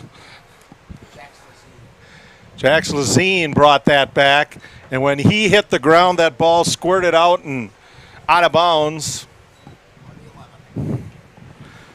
So he got it down to the 11-yard line. That's going to be a mighty fine place for the Cowboys to go on offense once again with a 46-0 lead.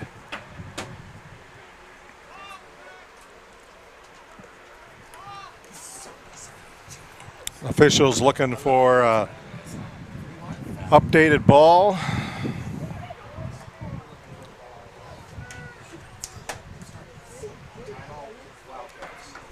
And the Wildcats take a timeout. 8:29 remaining, first half. Eau Claire Cowboys 46 and the Midwestern Wildcats nothing. You're watching Eau Claire Cowboy football on the Northern Light Webcasting Network and NLWN2. Whether you're building, buying, or selling a home, it's one of the biggest decisions of your life.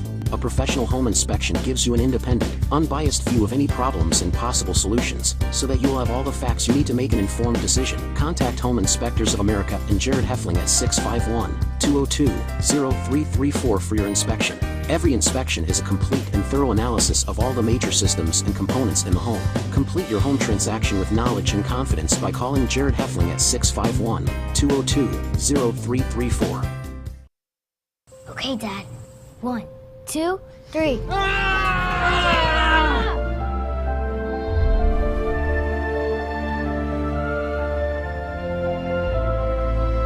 You saved me.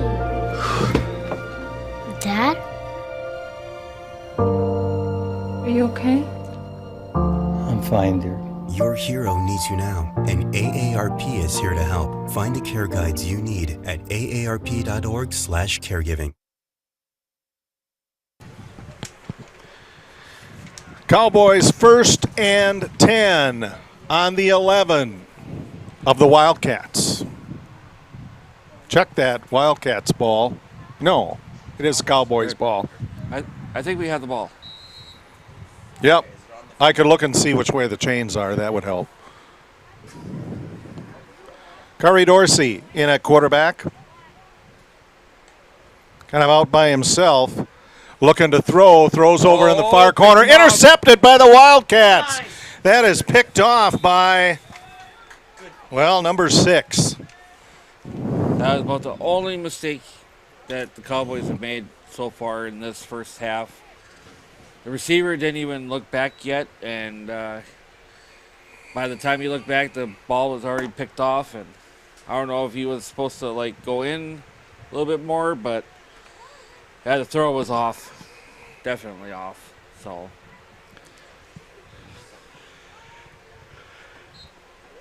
the Wildcats take over. Now, anytime an opposing team gets something going, like an interception or fumble or something like that, that can always turn the momentum. We'll see how this defense plays with that.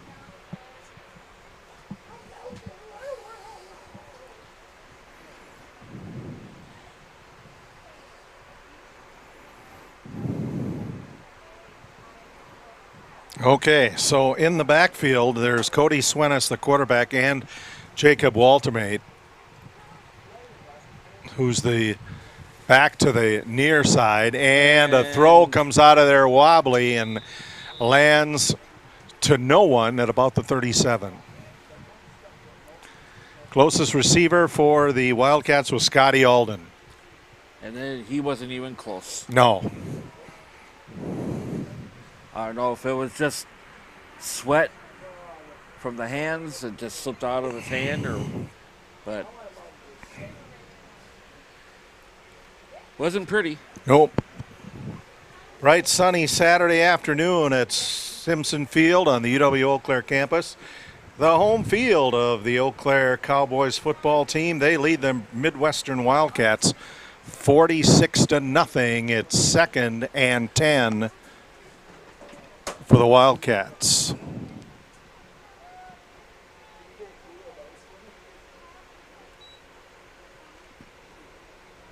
Ball given to the up back this time. That's Carson Zager.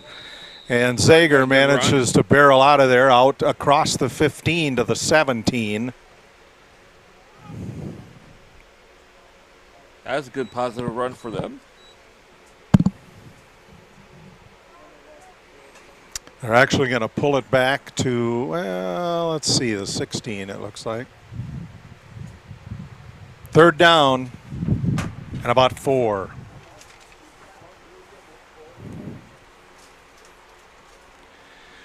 Join us tomorrow on the Northern Light Webcasting Network audio service and NLWN TV as we bring you Eau Claire Cavalier baseball. The Cavaliers will take on the Augusta Athletics from Carson Park. Coverage begins at 5:30 p.m. with the dugout show followed by live play-by-play action. Cody Swenis in at quarterback for the Wildcats. Swenis fakes a handoff to Zager, throws a wobbly ball, intercepted by the Cowboys. Another gift. And that's a pick 6 for the Cowboys. And that one was intercepted by J.P. Hofling again. Again. His 2nd interception for a touchdown. You would think not to throw to that side. Yeah. Yeah. I would say either throw up the middle or the other side, but that's 2 picks on that side. So 2 pick sixes for J.P. Hofling today.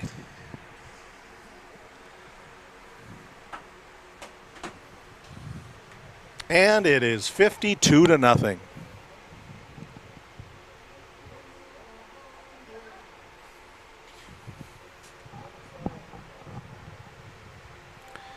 Cowboys coming out to attempt a 2-point conversion. 7:05 to go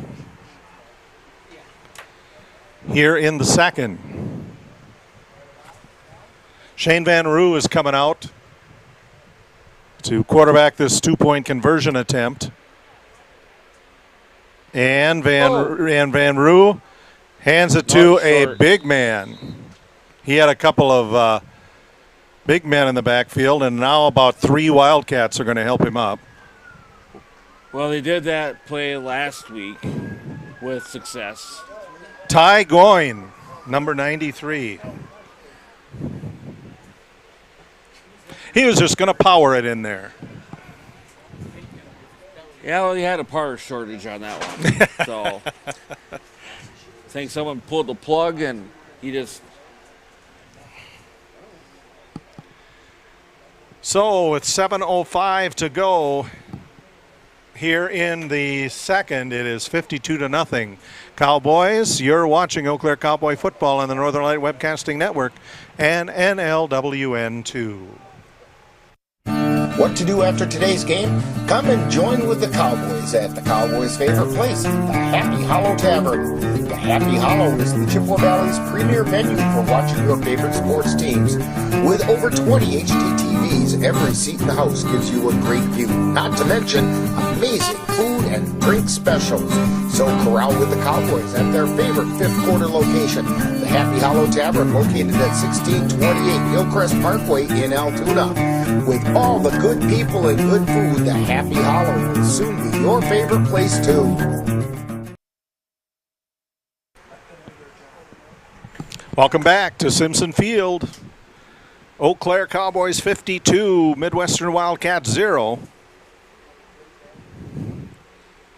I stand corrected. It's still getting worse. Can't get any worse, but it's still getting worse. I mean, I know the Wildcats, they're still, trying to get going here, but right now this Cowboys team is running on all 8 cylinders. And a great boot by J.P. Hofling, and that ball's going to fly into the end zone, kicking up the field pellets. We are now at the final score of last week with 7 minutes to go in the first half.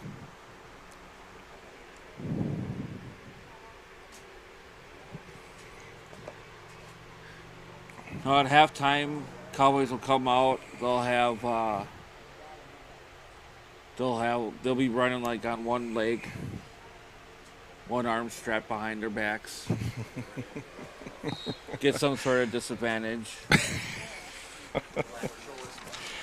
I don't know.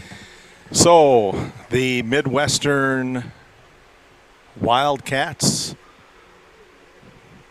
talking it over in the huddle, they're starting on the 25, 1st and 10, their own. 7:05 to go.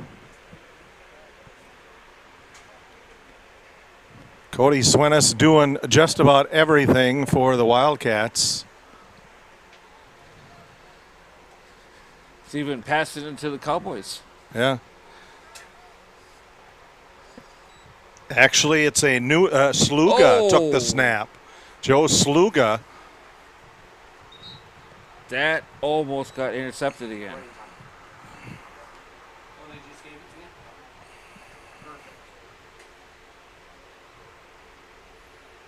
If the defender was not aiming for the receiver's head, he probably would have looked up and said, "Hey, I got a free gift again." And probably a pick. But he was going after the receiver for a hit and then go after the ball. We've now started running time for the game here. Joe Sluga is taking snaps now at quarterback, and he's going to hang on to it, slips a little bit, tries to cut back left into about 2 waiting Cowboys. Excuse me. 6 minutes to go in the first half. Running time at Simpson Field, UW-Eau Claire. Eau Claire Cowboys up 52-0 over the Midwestern Wildcats. They probably could have done running clock after the first quarter. But I don't want to sound negative to the Wildcats. They're still out there, like I said, playing with all their heart. They're probably tired. But they're still out there. They're trying. They're playing. I'll give them that. Sluga, the signal caller for the Wildcats. Sluga takes the snap, fires it over the middle, and that one touched a couple of Cowboys' hands before being caught by number 9, Scotty Alden. That is some big-time concentration right there. Either that or it was just luck. Well, and that, I think, was probably the biggest reception so far for the Wildcats. So for him to get that after some a couple pairs of Cowboys' hands on that. 1st and 10, Wildcats. They are on the 42, their own. Joe Sluga sets him down. Jacob Waltemate off to his left. Sluga's going to hand it off to Carson Zager. Back to the line. Maybe a half yard. Call it 2nd and 10, and we have a timeout on the field called by the Midwestern Wildcats. 4:16 remaining. Clock will stop for the timeout. Second quarter, 52-0. Eau Claire Cowboys shutting out the Midwestern Wildcats. You're watching Eau Claire Cowboy football on the Northern Light Webcasting Network and NLWN 2. Touchdown! Oh, did you see that? Whoa, we scored? Yeah, we scored. We're going to the playoffs. I can't believe I missed that. Every time I'm buzzed, I spend too much time on my phone. What? I should take your phone away. No. I'll call for a ride. Hey, why does my face look like that? I'm playing with these new face filters. Okay, you know what? Yep, that's mine. I'm gonna need that back. No. Kevin!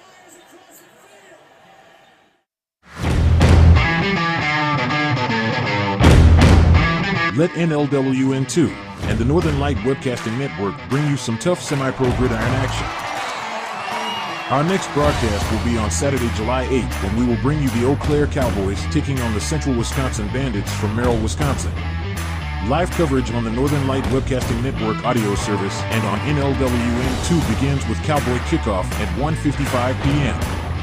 That's live Eau Claire Cowboy football on Saturday, July 8th on the Northern Light Webcasting Network and NLWN 2.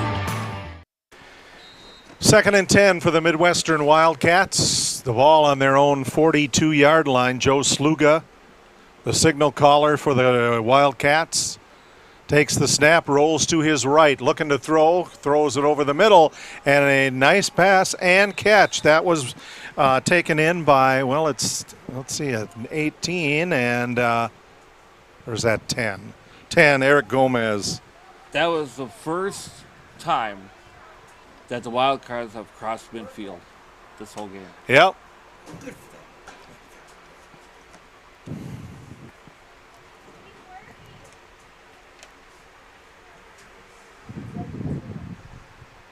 .340 running time, second quarter. Like I said, they're not quitting. They're just going to keep playing. Ball is on the Cowboys' 42-yard line. First time in Cowboy territory today, as Pete mentioned. It's a blitz. Sluga takes the snap, going right up the middle is Zager. Zager. Hello.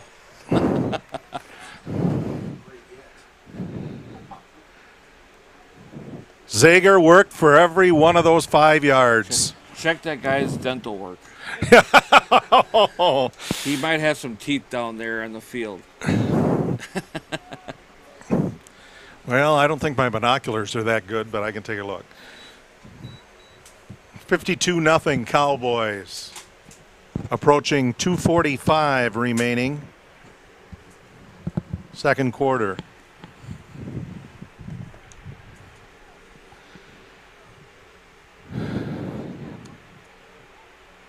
Sluga gets a no snap, having trouble grabbing it. I think he did, but that was a little snap. He's lucky he got that one back because the Cowboys were coming again. Yeah, so Carson Zager's effort, 80% wiped out, back to the 42-yard line.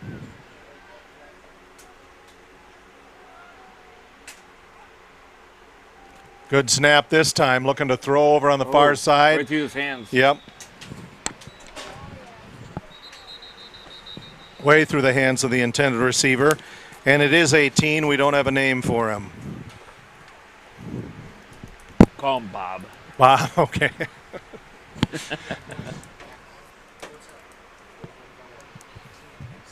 don't think there's Bob on their roster, but what do I know?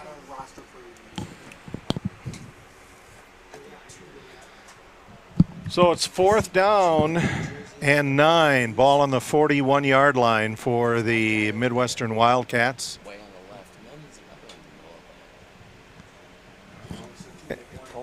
And yes, it's the 2-minute warning. 1:51 remaining in the second quarter. 52-0 Cowboys. We'll take a quick break. You're watching Eau Claire Cowboy football on the Northern Light Webcasting Network and NLWN 2.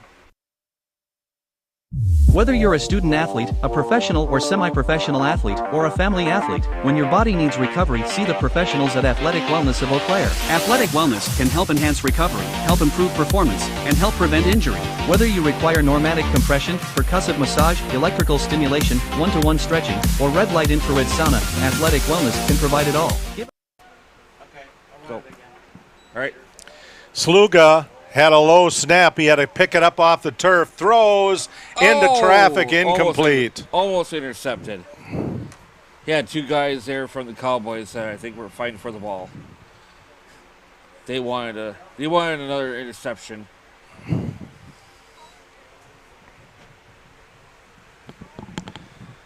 So the Cowboys going in for maybe one more offensive play here in the first half. Cowboys are up 52-0 over the Midwestern Wildcats of Galesville. Ball is spotted at the 41-yard line of the Cowboys.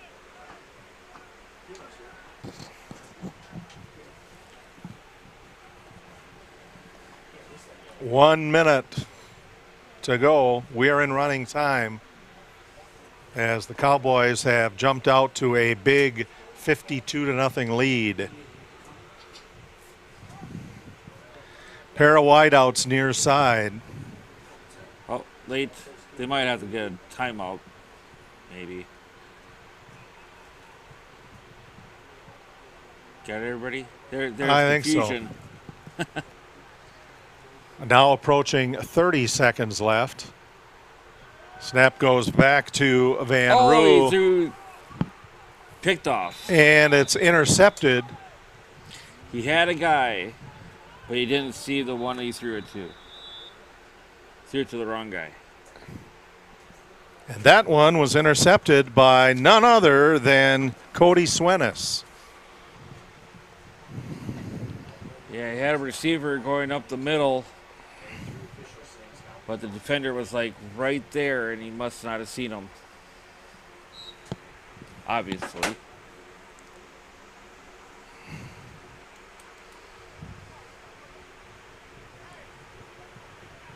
So the Cowboys,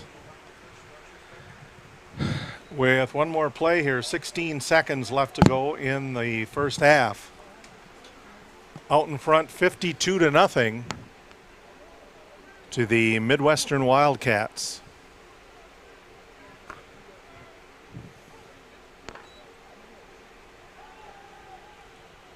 And interception. And it's picked off at the 2.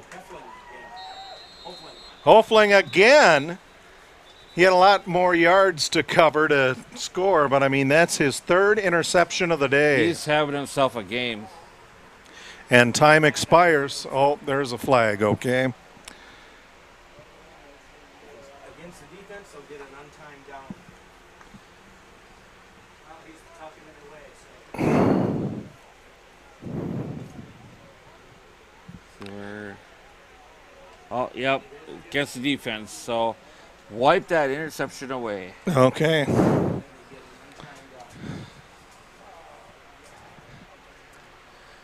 And because the penalty was on the defense, the Wildcats get one more play. See what happens in this one. Time has expired here in the first half.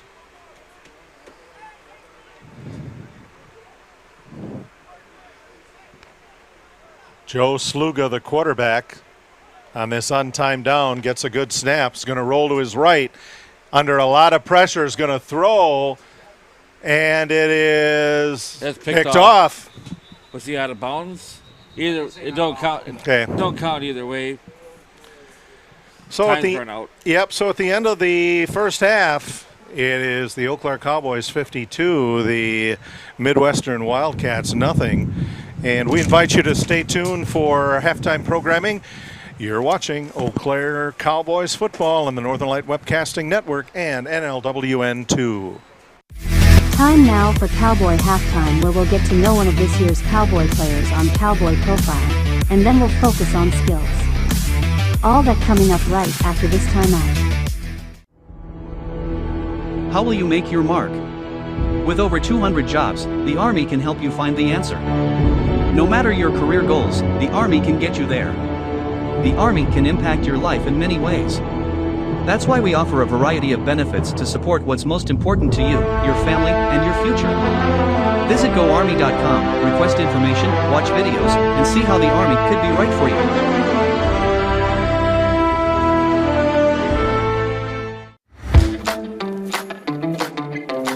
Time now for Cowboy Profile, where we take a look at one of this year's Eau Claire Cowboy players. And now, Cowboy Profile. Today on Cowboy Profile, we're talking with Shane Van Roo. And Shane, tell us a little bit about yourself, where you grew up, levels of football that you've played, and so on. So I'm from Mondovi, Wisconsin, just not far from Eau Claire here. And I played in college football D3. I was at River Falls, Carroll University, and then I finished out at Crown College in Minnesota. Okay, now what's the most exciting thing that you've learned about this year's Cowboys team? I just think the potential, the talent, there's some really, really good guys here that could probably play at, way higher levels than even semi-pro football. So when you're not playing football, what are some other things that keep you interested or occupied? Well, first off, my job, my career. I'm a strength coach, so I love being in the gym, love helping people achieve their goals, get stronger. But outside of that, I'm an outdoors guy, hunting, fishing, all that good stuff. All right, I got a couple rapid-fire questions for you. First one, this is our trademark question. We got to ask it of everybody. Pie, ice cream, cake, or cookies? Cookies. Cookie, which kind? Give me chocolate chip. Right out of the oven, right? Oh, yeah. You like them with the nuts or without? No nuts. No nuts in it. Okay. All right. Burgers, brats, or hot dogs? Burgers. And what do you want on that burger? You want ketchup, mustard, neither, both? What do you want? Give me some ketchup and some pickle and cheese, of course. Cheese. Well, you're in Wisconsin. You got to have cheese. Of course. Yeah. Okay. Your favorite NFL team? Packers. All right. And has there been a player throughout the eras that doesn't matter when, has kind of inspired the way you play your game? Adrian Peterson. Even though he's a Vikings player, he was. I used to be a running back for years and years and years, and that was kind of like my mentality is all day, bring it 100%, hitting people as hard as you can. So he's definitely a guy that I looked up to as a kid. All right, Shane, if you had a superpower, what do you think that might be?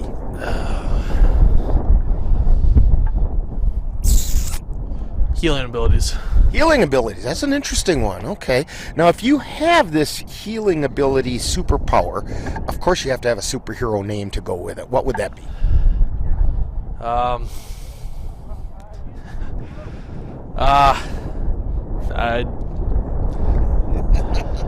just call it Shane. Super Shane, there you go. There you go. All right. We're talking with Shane Van Roo on Cowboy Profile. And how about a shout out to your family and those people watching? My mom, my dad, my girlfriend, the rest of my family, my grandparents, my aunt and uncle. Thanks to all you guys for supporting me. You're going to be coming to my games and cheering me on, and I appreciate the support and love.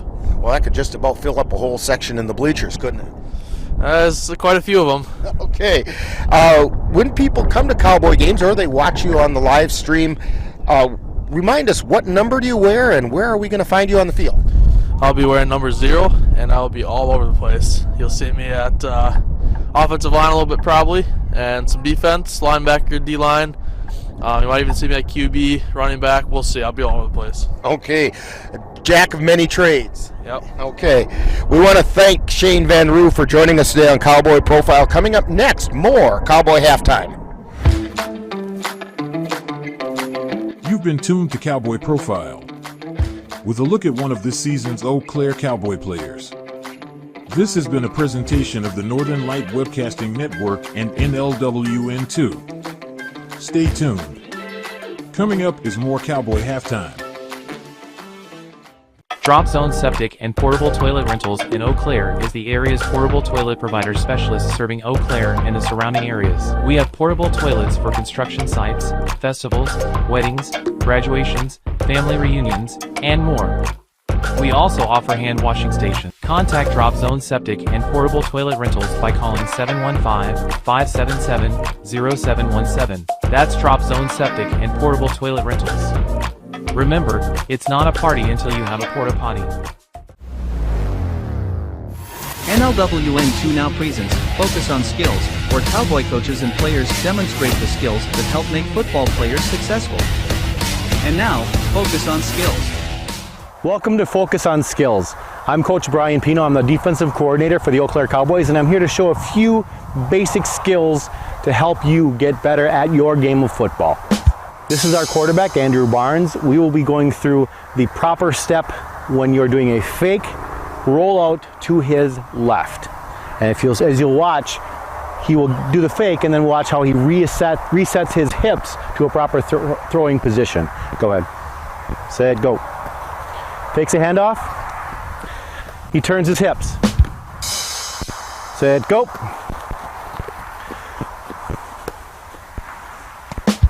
Now Andrew will show you the basic 5-step drop back. On the snap, you'll see him take his 5 steps back, setting up properly into his stance with his hips turned, ready to throw. Set, go. You'll notice he crosses his legs a little bit before he sets. If he's going to throw it a different direction, he's going to turn his body. Still pointing his hips, his lead hips specifically toward the target. You've been tuned to Focus on Skills, where Cowboy coaches and players demonstrate the skill that help make football players successful. Stay tuned, more Cowboy Halftime is coming up, followed by second half action. Sterling Optical in Eau Claire has been in business for 30 years and is truly the place where you will find the best value and selection when it comes to the vision needs for you and your family. In addition to their extensive line of value frames, ophthalmic lenses, and contact lenses, they also have the area's largest selection of designer frames from brands that include Ray-Ban, Michael Kors, Coach, and Oakley. Stop in and visit Sterling Optical at 4054 Commonwealth Avenue, Eau Claire, or call 715-833-1220. That's Sterling Optical in Eau Claire.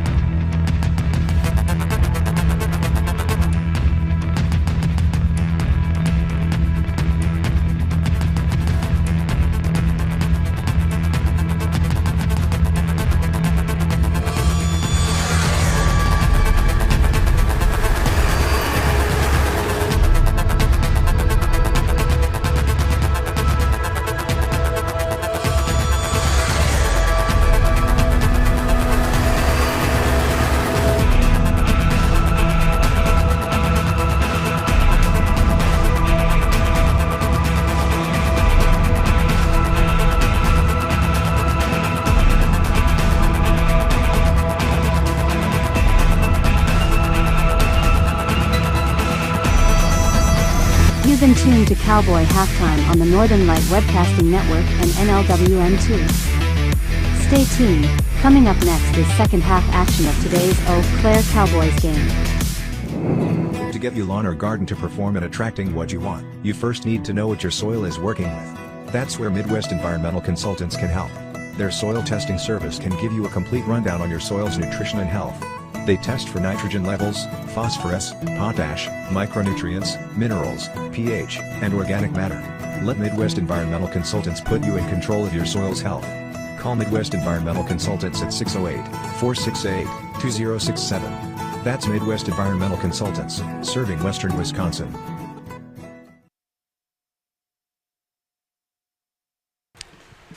Welcome back to Simpson Field on the UW-Eau Claire campus. For Eau Claire Cowboys football, the Cowboys lead the Midwestern Wildcats by a score of 52-0. It was 22-0 after one, and then the Cowboys scored 30 and shut out the Wildcats in the second. That's about the quickest scoring summary I can think of. I'm Jay Fall here with All Out Pro Wrestling owner Pete King and John Fellens on the camera here. And we're glad you tuned in this afternoon, 52-0. As we get going here in the second half, it is going to be running time for the rest of the game, unless the gap closes significantly. And looking at how the first half went, that may be a tough goal. I think only way the Wildcats could come back from this one is if the cheerleaders were playing. And there's no cheerleaders. So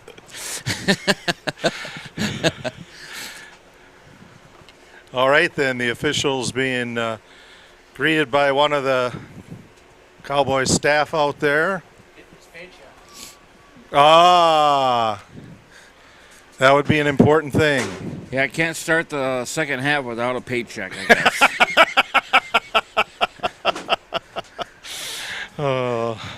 And yet we're starting this, and I still haven't been paid. So, End of the season, good night, Irene. So the Cowboys will be kicking off as they won the coin toss at the start of the game and decided to take the ball. And it took them about 3 minutes for the first score, which was a 1-yard run by U.J. Wilkerson. Point after was no good. It was 6-0. And then a 63-yard touchdown pass from Curry Dorsey to Taquan Hodges about 2 minutes later. Ooh, different kicker. Oh, Now they're bringing in the second stringers. Jax Lazine kicked that one. That's why he didn't start the game. And it was fielded by Nick Antony. He has a name, and we will now call him something other than just number 6. So. Or Bob. Or Bob, yeah. And we were close. Let's see. The other one we were mentioning was number 18, Storm Gunn, for the Wildcats. So the ball is on the 41-yard line for the Wildcats as we start the second half. Running time, Cowboys leading 52-0.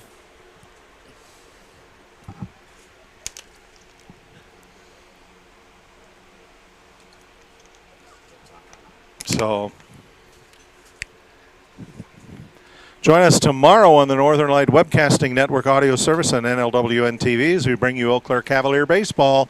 Cavaliers will take on the Augusta Athletics from Carson Park. Coverage begins at 5:30 with the Dugout Show, followed by live play-by-play action.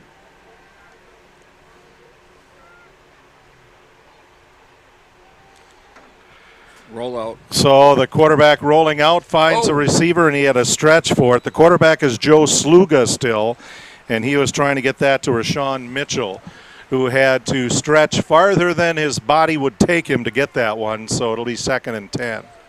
Well, he's definitely not a contortionist. Yeah, the quarterback was trying to double pump there, and I think he lost his grip on that second pump. 52-0 Cowboys. 2nd and 10 Wildcats on their own 41. Coming out wide on the near side is Rashawn Mitchell. Got another wide receiver next to him, and I believe that's Cody Swenis. He's in the position that he's on the roster playing. Ball snap to Joe Sluga. He manages to give it to Carson Zager. Good defense on that play. Got enough of his ankle. Actually, I think he just untied his shoe. Shoestring tackle. Zager ends up getting 1 on that one. It'll be 3rd and 9. Running time, 12.5 minutes to go. 3rd quarter.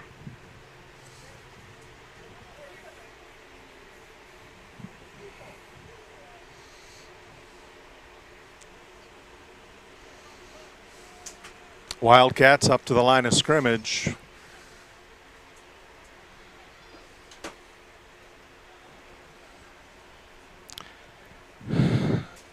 Sluga with one lone setback. Sluga rolls to his right, and he's trying to get out of there, but about 4 Cowboys swarmed him and sacked him back at the 34. They timed that play beautifully. 2 of the players got there in between the offensive line, and they just blew up that play like didn't even give them a chance at all. So that was a 5-yard loss on the play. It'll be 4th down and 15. And Cody Swenis is set up to punt for the Wildcats. Back to the Cowboys. 11:15 to go running time, 3rd quarter. Yeah, that previous play, that both linebackers came in and they were pretty much untouched. They came in and did a good play. It ends up being a low kick, and it's going to take a Wildcat bounce down to about the 15-yard line. Lazine comes up with it. Lazine out to the 40, 45, 50, down the far sideline. He's out of bounds. Side, yeah. Stepped out at about the 48, it looks like. Just got a toe on that line. So the Cowboys start in great field position in Wildcat territory at the 48, 1st and 10. Approaching the 10-minute mark as we have running time here in the 3rd quarter. Eau Claire Cowboys lead the Midwestern Wildcats 52-0. 2 weeks from today, join us on Saturday, July 8th on the Northern Light Webcasting Network audio service and NLWN2 as we bring you the Cowboys as they travel to Merrill to take on the Central Wisconsin Bandits from Jay Stadium. Coverage begins at 1:45 with Cowboy kickoff, followed by live play-by-play action. Are you going to be there? I'll be there. I don't know if I'll be there. Unless they want to bring me back. Who knows? Like I said, we're under negotiations with contracts and whether or not I get paid or not. Who knows? 1st and 10, Cowboys. They are on the 47-yard line. And snap goes back to Dorsey. Dorsey takes it on his own and heads straight for the sidelines, and he is run out well past the first down stick, down at about the 33, so that's a big first down for the Cowboys. Coming up on the 9-minute mark in the 3rd quarter, running time. 52-0, Eau Claire leading the Midwestern Wildcats. You know, besides that one mistake he had in that first half, I think Dorsey is playing a pretty good game so far today. Dorsey back in at quarterback. Oh, penalty play. And we're going to have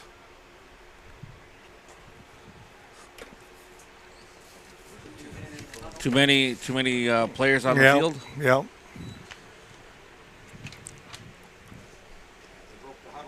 Yep, substitution infraction. Glad you got your little cheat sheet. I didn't do, know what yep. was going on there. I just know there was a flag.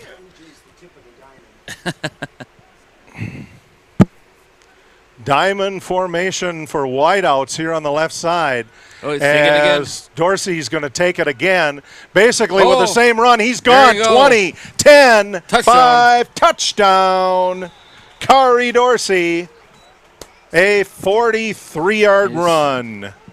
Doing a little 42-yard dance run. at the end. Just put the icing on the cake there.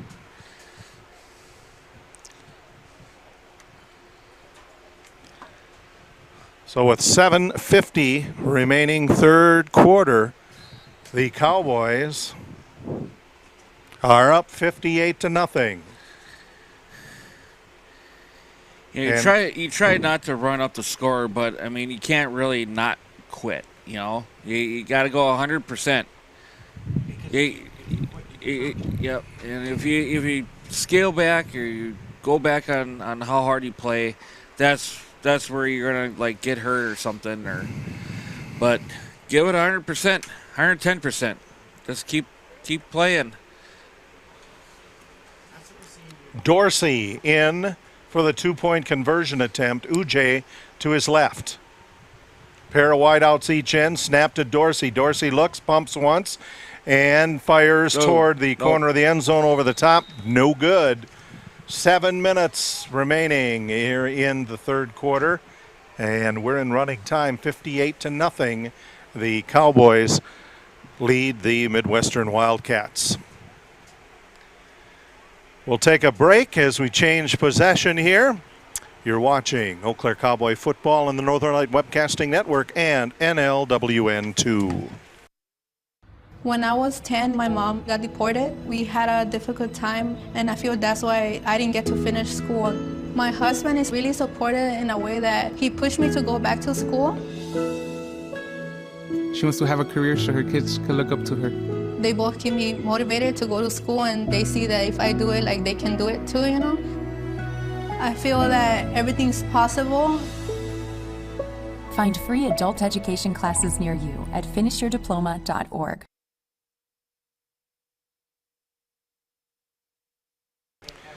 Okay. Welcome back to Simpson Field on the UW-Eau Claire campus. Jay Fall, Pete King, John Thellens, Ann Monroe, and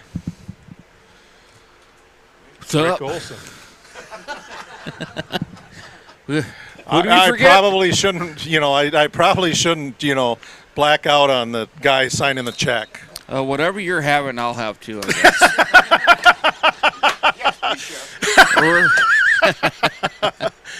Kickoff for the Cowboys will take a sideways bounce and will be slid on at the 33-yard line by Johnny Johnson. Yeah, we're just all having a good time up here, cracking jokes and making fun. Enjoying the warmth of the day, although the sun has gone away and some dark clouds that were forecasted coming this way. Yeah, I didn't want to mention anything, but there is storms off to the west of us. So hopefully with the running clock, we can get this game in before that happens. So the Midwestern Wildcats coming up. Ball in the 34, running time 4:40 and counting, third quarter.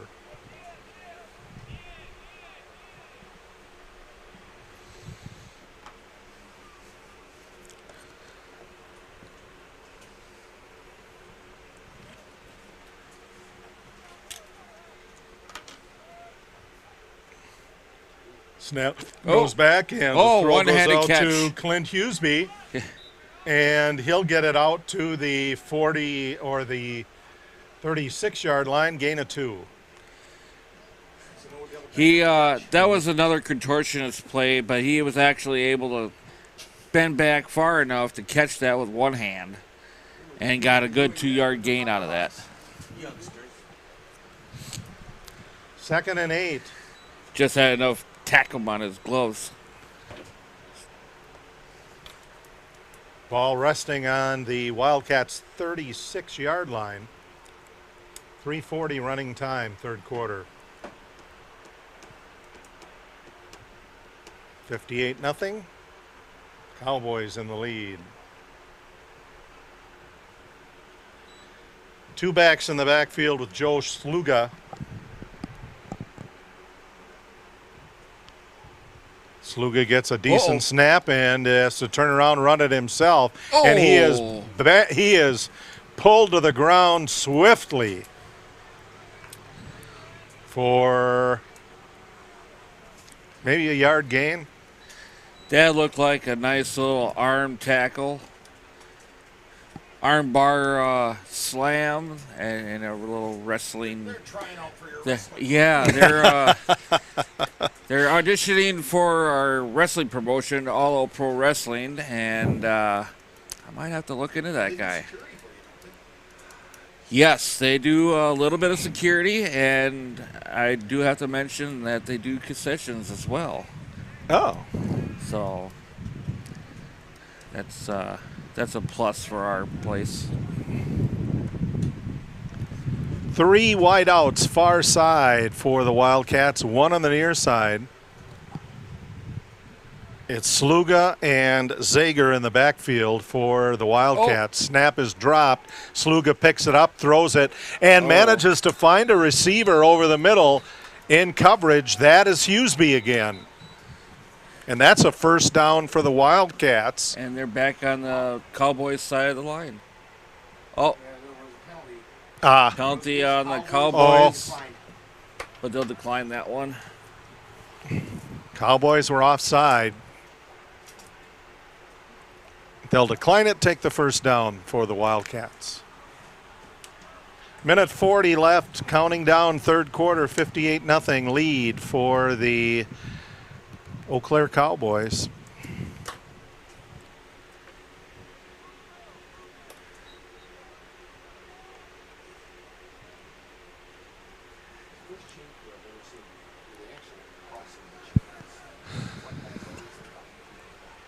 Trips left, 1 right. Sluger and Zager waiting for it for the Wildcats. They're at midfield. Sluga has to do a quick pass and ends up bouncing it on the ground again. Yeah, Rashawn Mitchell. He definitely was pressured, and he had to get rid of that one quick.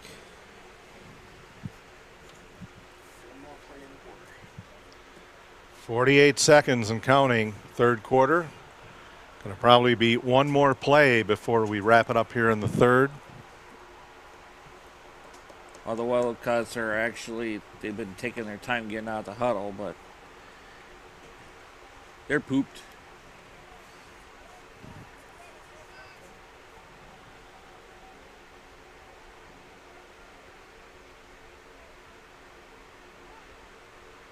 And Sluga hands it off to Zager. Zager trying to move forward, can't even get back to the original line of scrimmage, and that will be the last play of the third quarter. So from Simpson Field at UW-Eau Claire, the Eau Claire Cowboys so far shutting out the Midwestern Wildcats by a score of 58-0. You're watching Eau Claire Cowboy football on the Northern Light Webcasting Network and NLWN 2. Ready for a better way to bank? Switch to Royal Credit Union.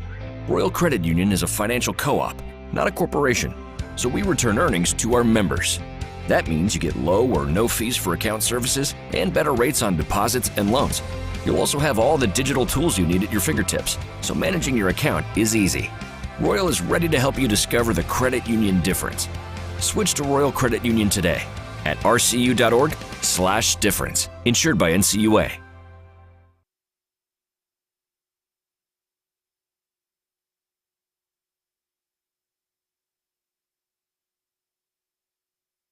When you look at the number of disasters in the U.S., chances are every area will deal with some kind of emergency. After we're done here, where would you like to stop to eat? I heard the Doghouse Bar and Grill in Whitehall is really good. You know, my coworkers and I stopped there on a work trip. They have great service, good burgers, and fries. When we went there, we discovered great food and drinks at great prices. You really can't go wrong with any of the menu options. I had the patty melt. It was amazing, and the Doghouse fries were just as good. I guess it's the Doghouse Bar and Grill for us. Then let's head to 36378 Abrams Street in Whitehall.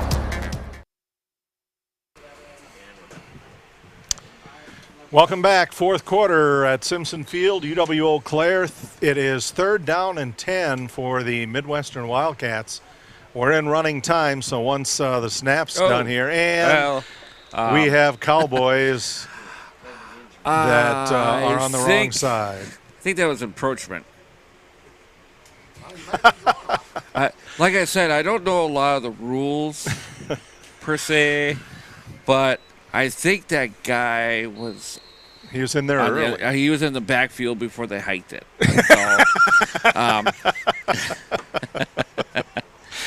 So, 3rd down and 5. 5 free yards, courtesy of the Eau Claire Cowboys.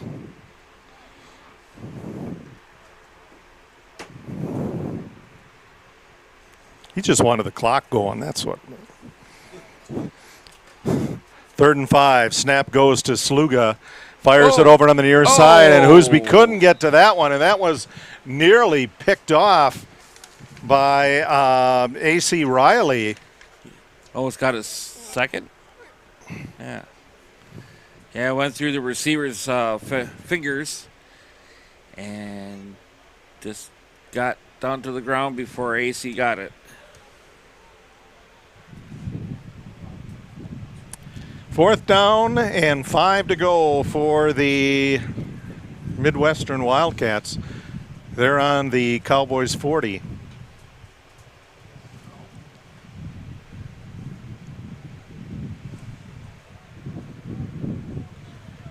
Two wide far side, one on the near side. Joe Sluga calling the signals. And there's another. There's more motion there. Okay, we gotta have to go back to the backyard. Oh, no, it's on that side. Yeah, so that's going to put the Wildcats back at their original line of scrimmage, back to the 45. I was going to say the Cowboys jumped, but they had a little incentive to get on the other side. But I was going to say they need to do a little backyard 1 Mississippi, 2 Mississippi count, and then go across. Approaching 13 minutes left in the game. We're in running time as the Eau Claire Cowboys have a 58-0 lead over the Midwestern Wildcats.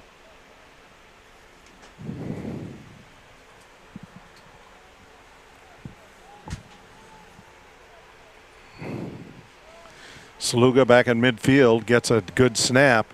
Going to air it out over the middle, and it's caught by Hoosby. That was a great catch. He was covered well, but he caught it down at the 25. New life here for the Wildcats. 1st down and 10. Wildcats on the Cowboys 25. Running time approaching 12 minutes in the 4th.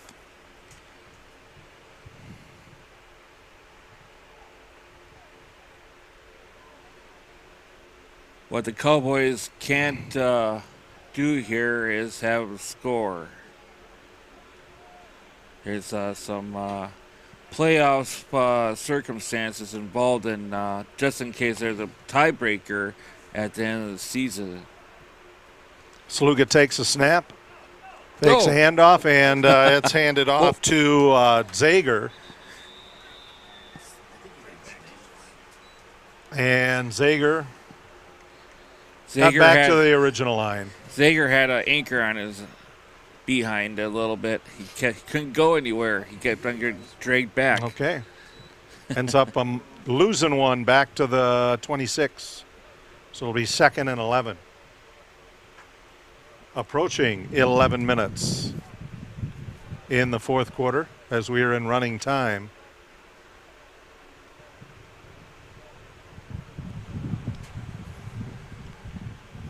And the Wildcats not in a big hurry to get out of the huddle. Joe Sluga and the quarterback with Carson Zager. Timeout. And we have a timeout on the field. That is called by the Midwestern Wildcats. We'll take a timeout as well. 10:56 remaining. 4th quarter. The Eau Claire Cowboys 58, Midwestern Wildcats nothing. You're watching Eau Claire Cowboy football on the Northern Light Webcasting Network. When you have that craving for a home-cooked meal the way Mom used to make it, rest assured, you can still get that meal by going to Mom's Restaurant and Pub in Colfax. Mom's is open daily, serving breakfast and lunch, and don't forget dinner on Friday nights with Mom's famous fish fry. The coffee is always hot, the breakfast is always delicious, and lunch will put a smile on your face and in your stomach. 225 Bremer Avenue, Colfax. Call 715-962-4617. That's Mom's Restaurant and Pub. Whether you're a student athlete, a professional or semi-professional athlete, or a family athlete, when your body needs recovery, see the professionals at Athletic Wellness of Eau Claire. Athletic Wellness can help enhance recovery, help improve performance, and help prevent injury. Whether you require normatic compression, percussive massage, electrical stimulation, one-to-one stretching, or red light infrared sauna, Athletic Wellness can provide it all. Give Athletic Wellness a call at 715-514-2528 or stop in at 2914 London Road in Eau Claire. Athletic Wellness is the official performance recovery center for the Eau Claire Cowboys. Welcome back. 2nd down and 11 for the Midwest Wildcats.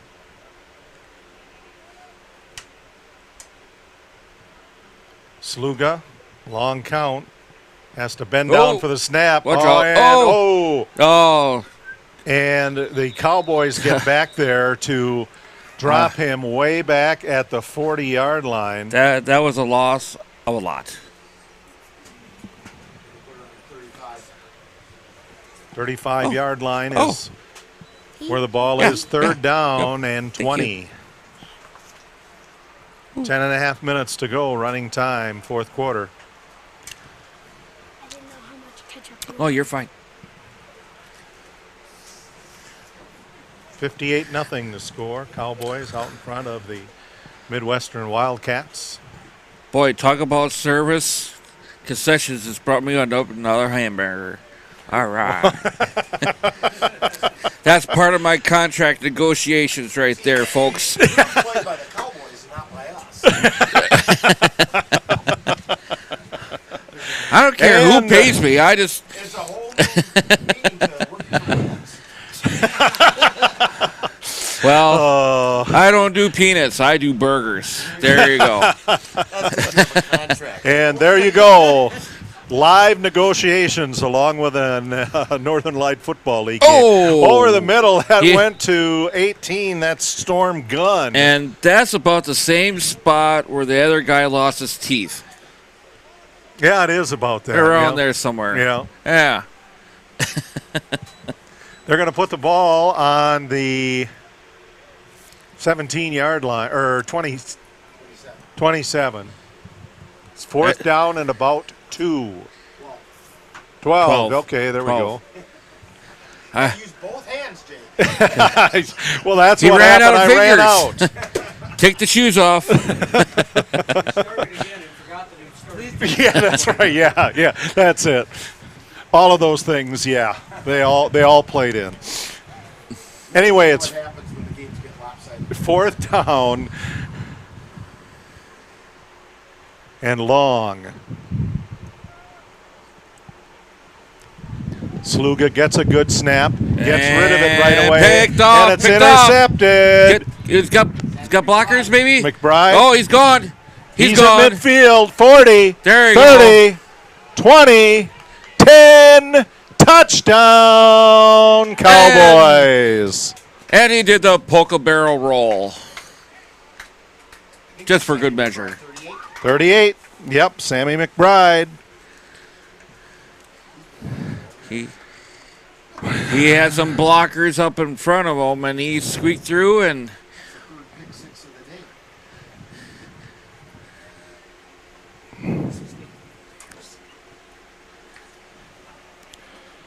That's pick 6, number 3 for the Cowboys. And that is that's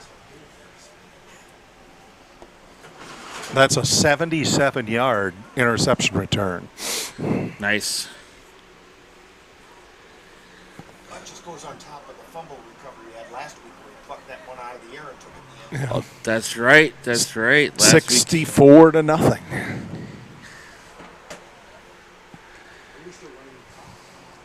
Still in running time, approaching 7 minutes to go. That interception and touchdown was at about the same mark of the third quarter, 7:50 left.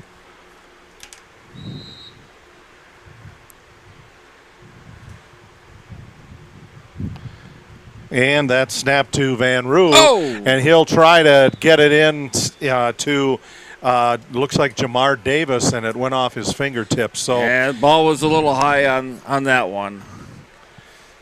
But with 6:47 to go and counting fourth quarter, the Eau Claire Cowboys lead the Midwestern Wildcats 64-0. You're watching Eau Claire Cowboy football on the Northern Light Webcasting Network and NLWN 2.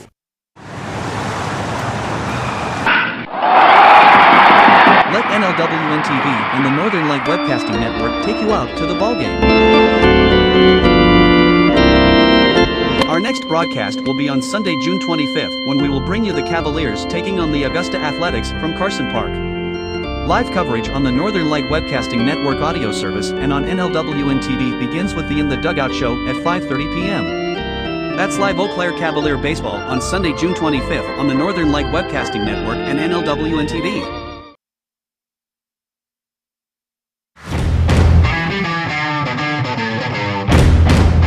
Let NLWN2 and the Northern Light Webcasting Network bring you some tough semi-pro gridiron action.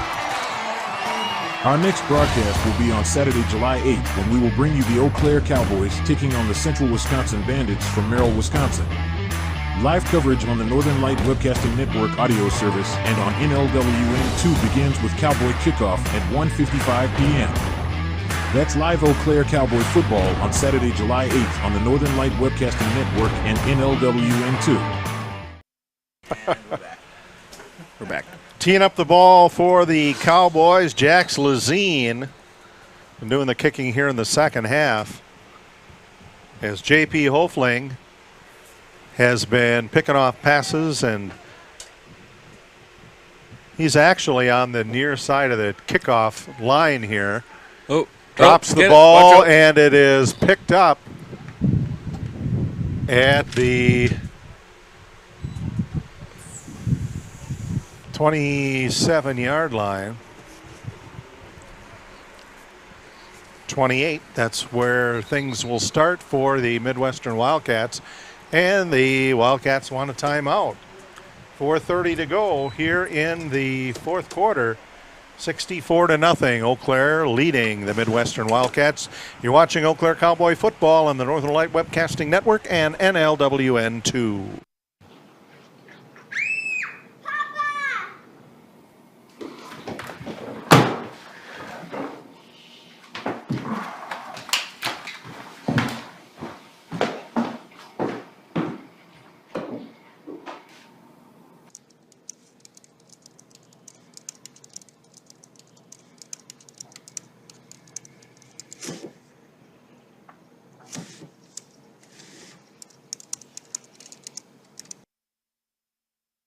Hey, can you chop the pineapple? Chop the pineapple.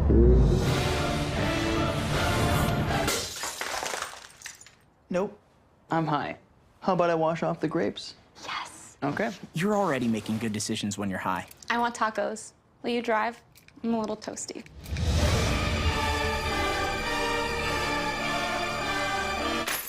Nope. I'm high. Let's order in. Don't make an exception when it comes to driving. If you feel different, you drive different.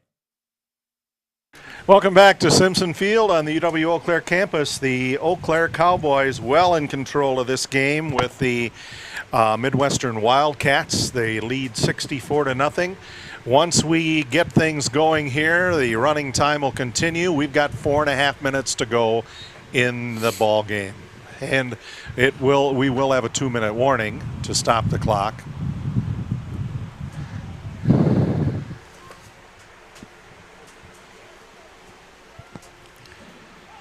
Cowboys with a signal and 1st and 10, rolling with a quick throw, and it is caught. Joe Sluga caught it, and he was managing to get sandwiched into that was 18, Storm Gunn. Picks up 3 on the play. It'll be 2nd and 7 Ball is on the 30-yard line. Join us tomorrow on the Northern Light Webcasting Network audio service and NLWN TV as we bring you Eau Claire Cavalier baseball.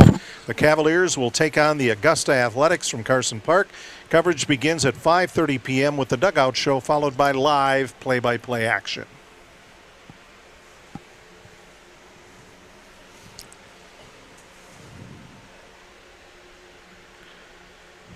Wildcats.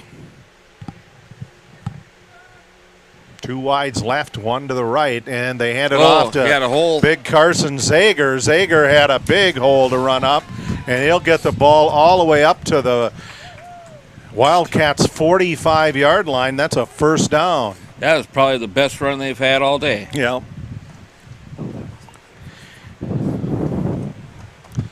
Big run, but still in Cowboys territory or Wildcat territory. Yeah, they haven't quite gone over that 50 yet. Coming up on 3 minutes left, running time, fourth quarter. Clock will stop in about a minute for the 2-minute warning, depending on where the play is at. Wildcats up to the line. Sluga.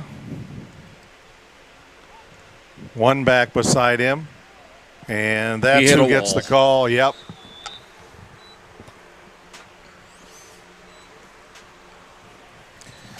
Yeah, he got to that line and he just stopped. And that's Cody Swenis, who was doing the quarterbacking in the first half.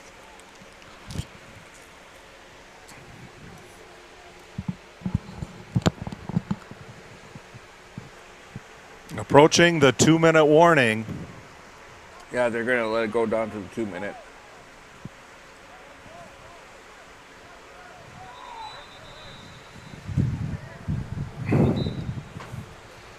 And the 2-minute warning has arrived. 1:59 or 2 minutes remaining here in the fourth quarter. We'll take a break. Our timekeeper was a little slow stopping it at 2 minutes, but we won't name names. You're watching Eau Claire Cowboy football on the Northern Light Webcasting Network and NLWN2.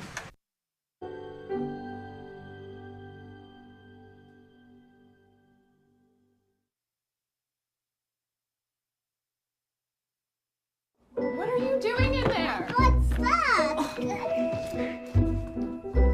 I wouldn't do that. What are you doing? What are you looking for?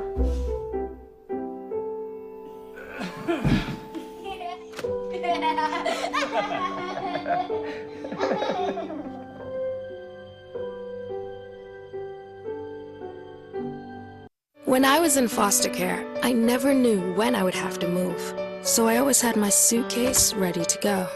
Then one day, I was adopted. My new parents opened their hearts and home to me. My parents cook my favorite breakfast for me every morning. My parents take me on trips I never thought I would go on. They gave me a home and an even better reason to use that suitcase. My parents aren't perfect, but they're perfect for me. Wildcats on 2nd and 10 coming out of the 2-minute warning, trailing the Cowboys 64-0. Snap goes back to Joe Sluga, and Sluga swarmed on back at the 39. And if people are kind of wondering about the score, why Cowboys only scored 12 points in the second half instead of like the 52 in the first, that's the whole running clock scenario. If we didn't have that, who knows what the score would be. That's my 2 cents in.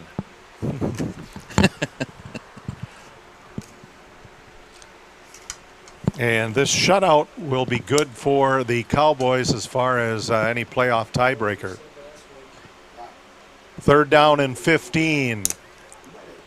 Sluga. Little slap. Ooh. Throws it to Hughesby, and it goes through his hands. Speaking of playoff scenarios, that game against the Rough Riders coming up, that's going to be a huge, huge game. Yeah. We're only one game behind them in the standings, and it's pivotal that we just keep the foot on the pedal and see what happens in a few weeks. Yeah, and that one is here at Simpson Field, so come on down for that one. July 15th. About 25 seconds left. We're in running time in the fourth. Joe Sluga with Jacob Waldemate next to him. Sluga is going to take it and throw it, and it's wobbly, and it is incomplete, intended for Cody Swenis, and that will be the last play of today's game. The final score, the Eau Claire Cowboys 64 and the Midwestern Wildcats nothing. Now we invite you to stay tuned for post-game programming here on the Northern Light Webcasting Network and NLWN 2. You've been tuned to Eau Claire Cowboy football on the Northern Light Webcasting Network and NLWN 2. This has been presented for the private enjoyment of our audience. Any broadcast, rebroadcast, or reproduction in any form without the express written consent of the Eau Claire Cowboys football team and the Northern Light Webcasting Network LLC is strictly prohibited. Stay tuned. Coming up next is Cowboy Roundup with a look at today's Cowboy game. Hey guys, it's me, Isabella Gomez, filling in for Smokey Bear because he's got more to say than just... Only you can prevent wildfires. Like, if you're outside enjoying a barbecue, don't let a hamburger distract you from fire safety. Make sure you aren't dumping your hot coals or ashes onto the ground because that could start a wildfire. So take wildfire prevention seriously and let's save the world one day at a time. Juntos con Smokey Bear, podemos hacerlo. Go to smokeybear.com to learn more about wildfire prevention.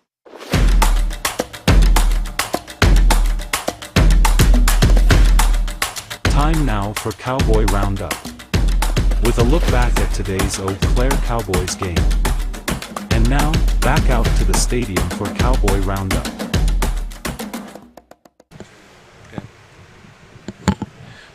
Welcome back. The Eau Claire Cowboys have now improved their record to 6-1, while the Midwestern Wildcats have fallen to 1-6. It's a 64-0 shutout here at Simpson Field in Eau Claire.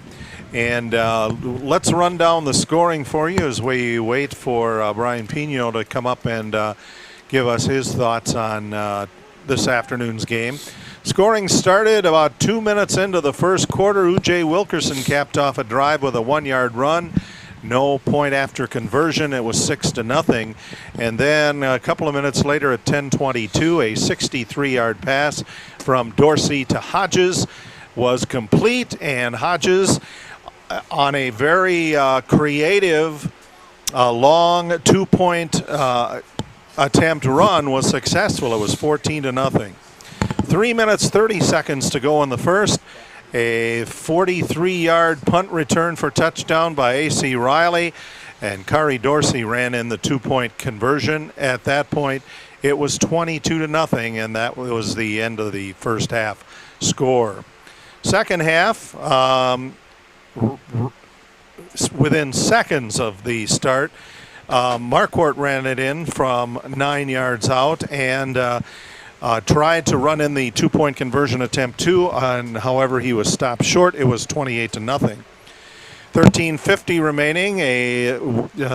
One of a couple of interceptions for a touchdown by J.P. Hopling, and Dorsey to Van Roo for the point after made it 36-0. 12:24, a punt snap went into the end zone for the Wildcats, giving the Cowboys a safety, 8 yards. Van Roo to Hodges pass at 11:51 to go, and Dorsey ran it in for the two-point conversion. And then with 7:05 to go, J.P. Hofling had his second interception return for a touchdown, 14 yards in. Ty Goyen tried the point after and it failed, and that left the halftime score. We got the coach in here. Nothing.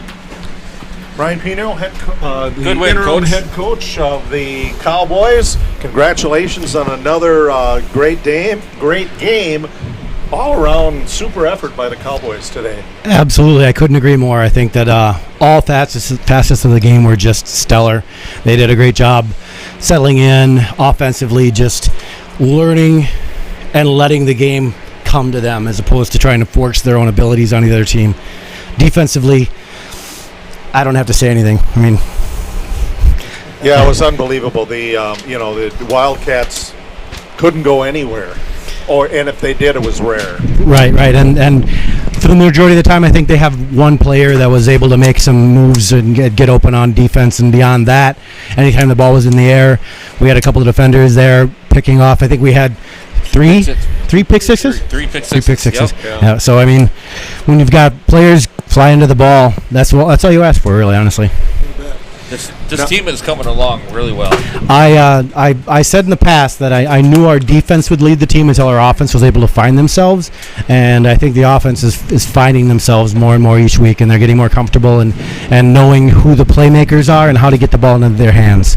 Yeah, and last week was a trial with three different quarterbacks, and now it was down to two, and with a lot of it being done by Kari Dorsey. That has come together really well. He is a spectacular athlete. He's still a little raw as far as just playing signal caller. I'm not entirely confident with the long throws that he attempts at times. They come out a little wobbly at times, but with practice, as long as the DNR isn't around here, we're okay. Yep. But keep them away. Exactly. Yeah, I don't have a duck tag, and I wouldn't want to get the fine. But he is a spectacular athlete, and we have the line in front of him to allow him into positions to get to the second level against the defense. And once he's there, it's almost impossible to stop him. You got that 1-2 punch with Marquardt and Wilkinson. Yep. So is Wilkinson still dealing with injury? Just nicks and just little nicks here and there. He's a gamer. He'll take the time that we're giving off. We're going to have a week off for 4th of July, and he'll take that time to recover, feel virtually 100% coming back to the next game. And honestly, we don't rely enough on our running game. Our running game could, if we didn't have a quarterback, we'd still be a winning team because our running game is that disruptive. Yes, you got that 1-2 punch. Yeah, absolutely, and I give credit to Uj for the middle stuff, but he's got some moves in there, and Marquardt is deceptively quick, and he's learning now not wait to find the hole, but to hit the hole first, and then he makes his jump cuts. And when he starts getting into his jump cuts, he's almost gone. He's gonna get good yardage. Okay, so the week off, I'm sure, will be good to rest up and that sort of thing, and then you're back on the road. Yep, against Bandits, and we've played them before. They're gonna bring their guns against us. I know we beat them pretty handily in the past, but we want to make sure that we bring everybody we can, so that we are using this as an opportunity to make sure we're all on the same page and get everything figured out fully. So when we play our next team after that, we're at our top game. Okay. Speaking of which, is the Rough Riders. That's the one circle on that calendar. That's the elephant in the room. Yeah, that's our one official loss this year, and it was a heck of a game when we played them, and I anticipate the same thing when we play them here. And it's at home. It is at home. Yeah, and that'll be great. So, Ryan, thanks for coming up and talking with us, and congratulations on another great victory. Thank you again. All right, Ryan Pino, head coach. Interim head coach of the Eau Claire Cowboys. Wrapping up the scoring summary, there were just two scores in the second half. A 42-yard Kari Dorsey run without a 2-point conversion at 7:50 to go in the third, and then at about the same spot, Sammy McBride, third interception, third pick six for the team, and that one again with no point after, but it was 64-0, the final score here from Simpson Field. And so, as mentioned, next week the Cowboys are off. and they will come back and take on the Central Wisconsin Bandits Saturday, July 8th. You can see that here on the Northern Light Webcasting, or NLWN2. You can see it and hear it on the Northern Light Webcasting Network audio service. That will be coming to you live from Jay's Stadium. Coverage starts at 1:45 with Cowboy kickoff, followed by the live play-by-play action. So we thank you for joining us this afternoon, and for All Out Pro Wrestling owner Pete King, for the color I do have one thing. Okay. I do have one thing. Yep. If you let me talk here. Sure. Oh, okay.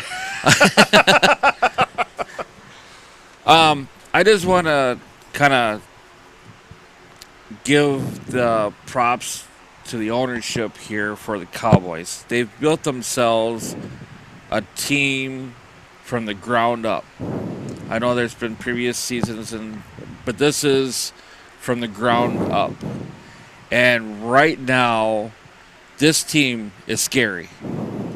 This team can beat anybody in the league, and even the Rough Riders. So the way they have this going right now, it's quite a treat to see. So defensively, they're stellar. I mean, they're playing really good defense. Offensively, they got a good line.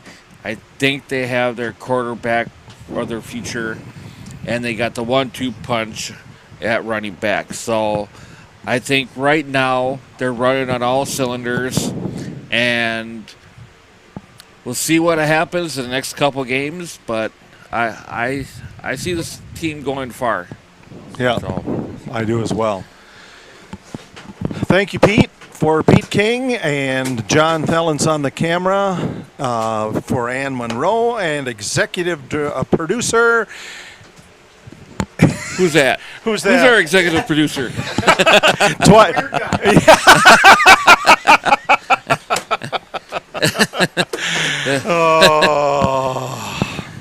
I'm Jay Fall. Thanks a lot for joining. We're having fun. Yeah. Thanks a lot for joining us, and we invite you to join us again 2 weeks from tonight. 2 weeks from today, for more Eau Claire Cowboys football on the Northern Light Webcasting Network and NLWN2. Go check out All Out Pro Wrestling too, by the way.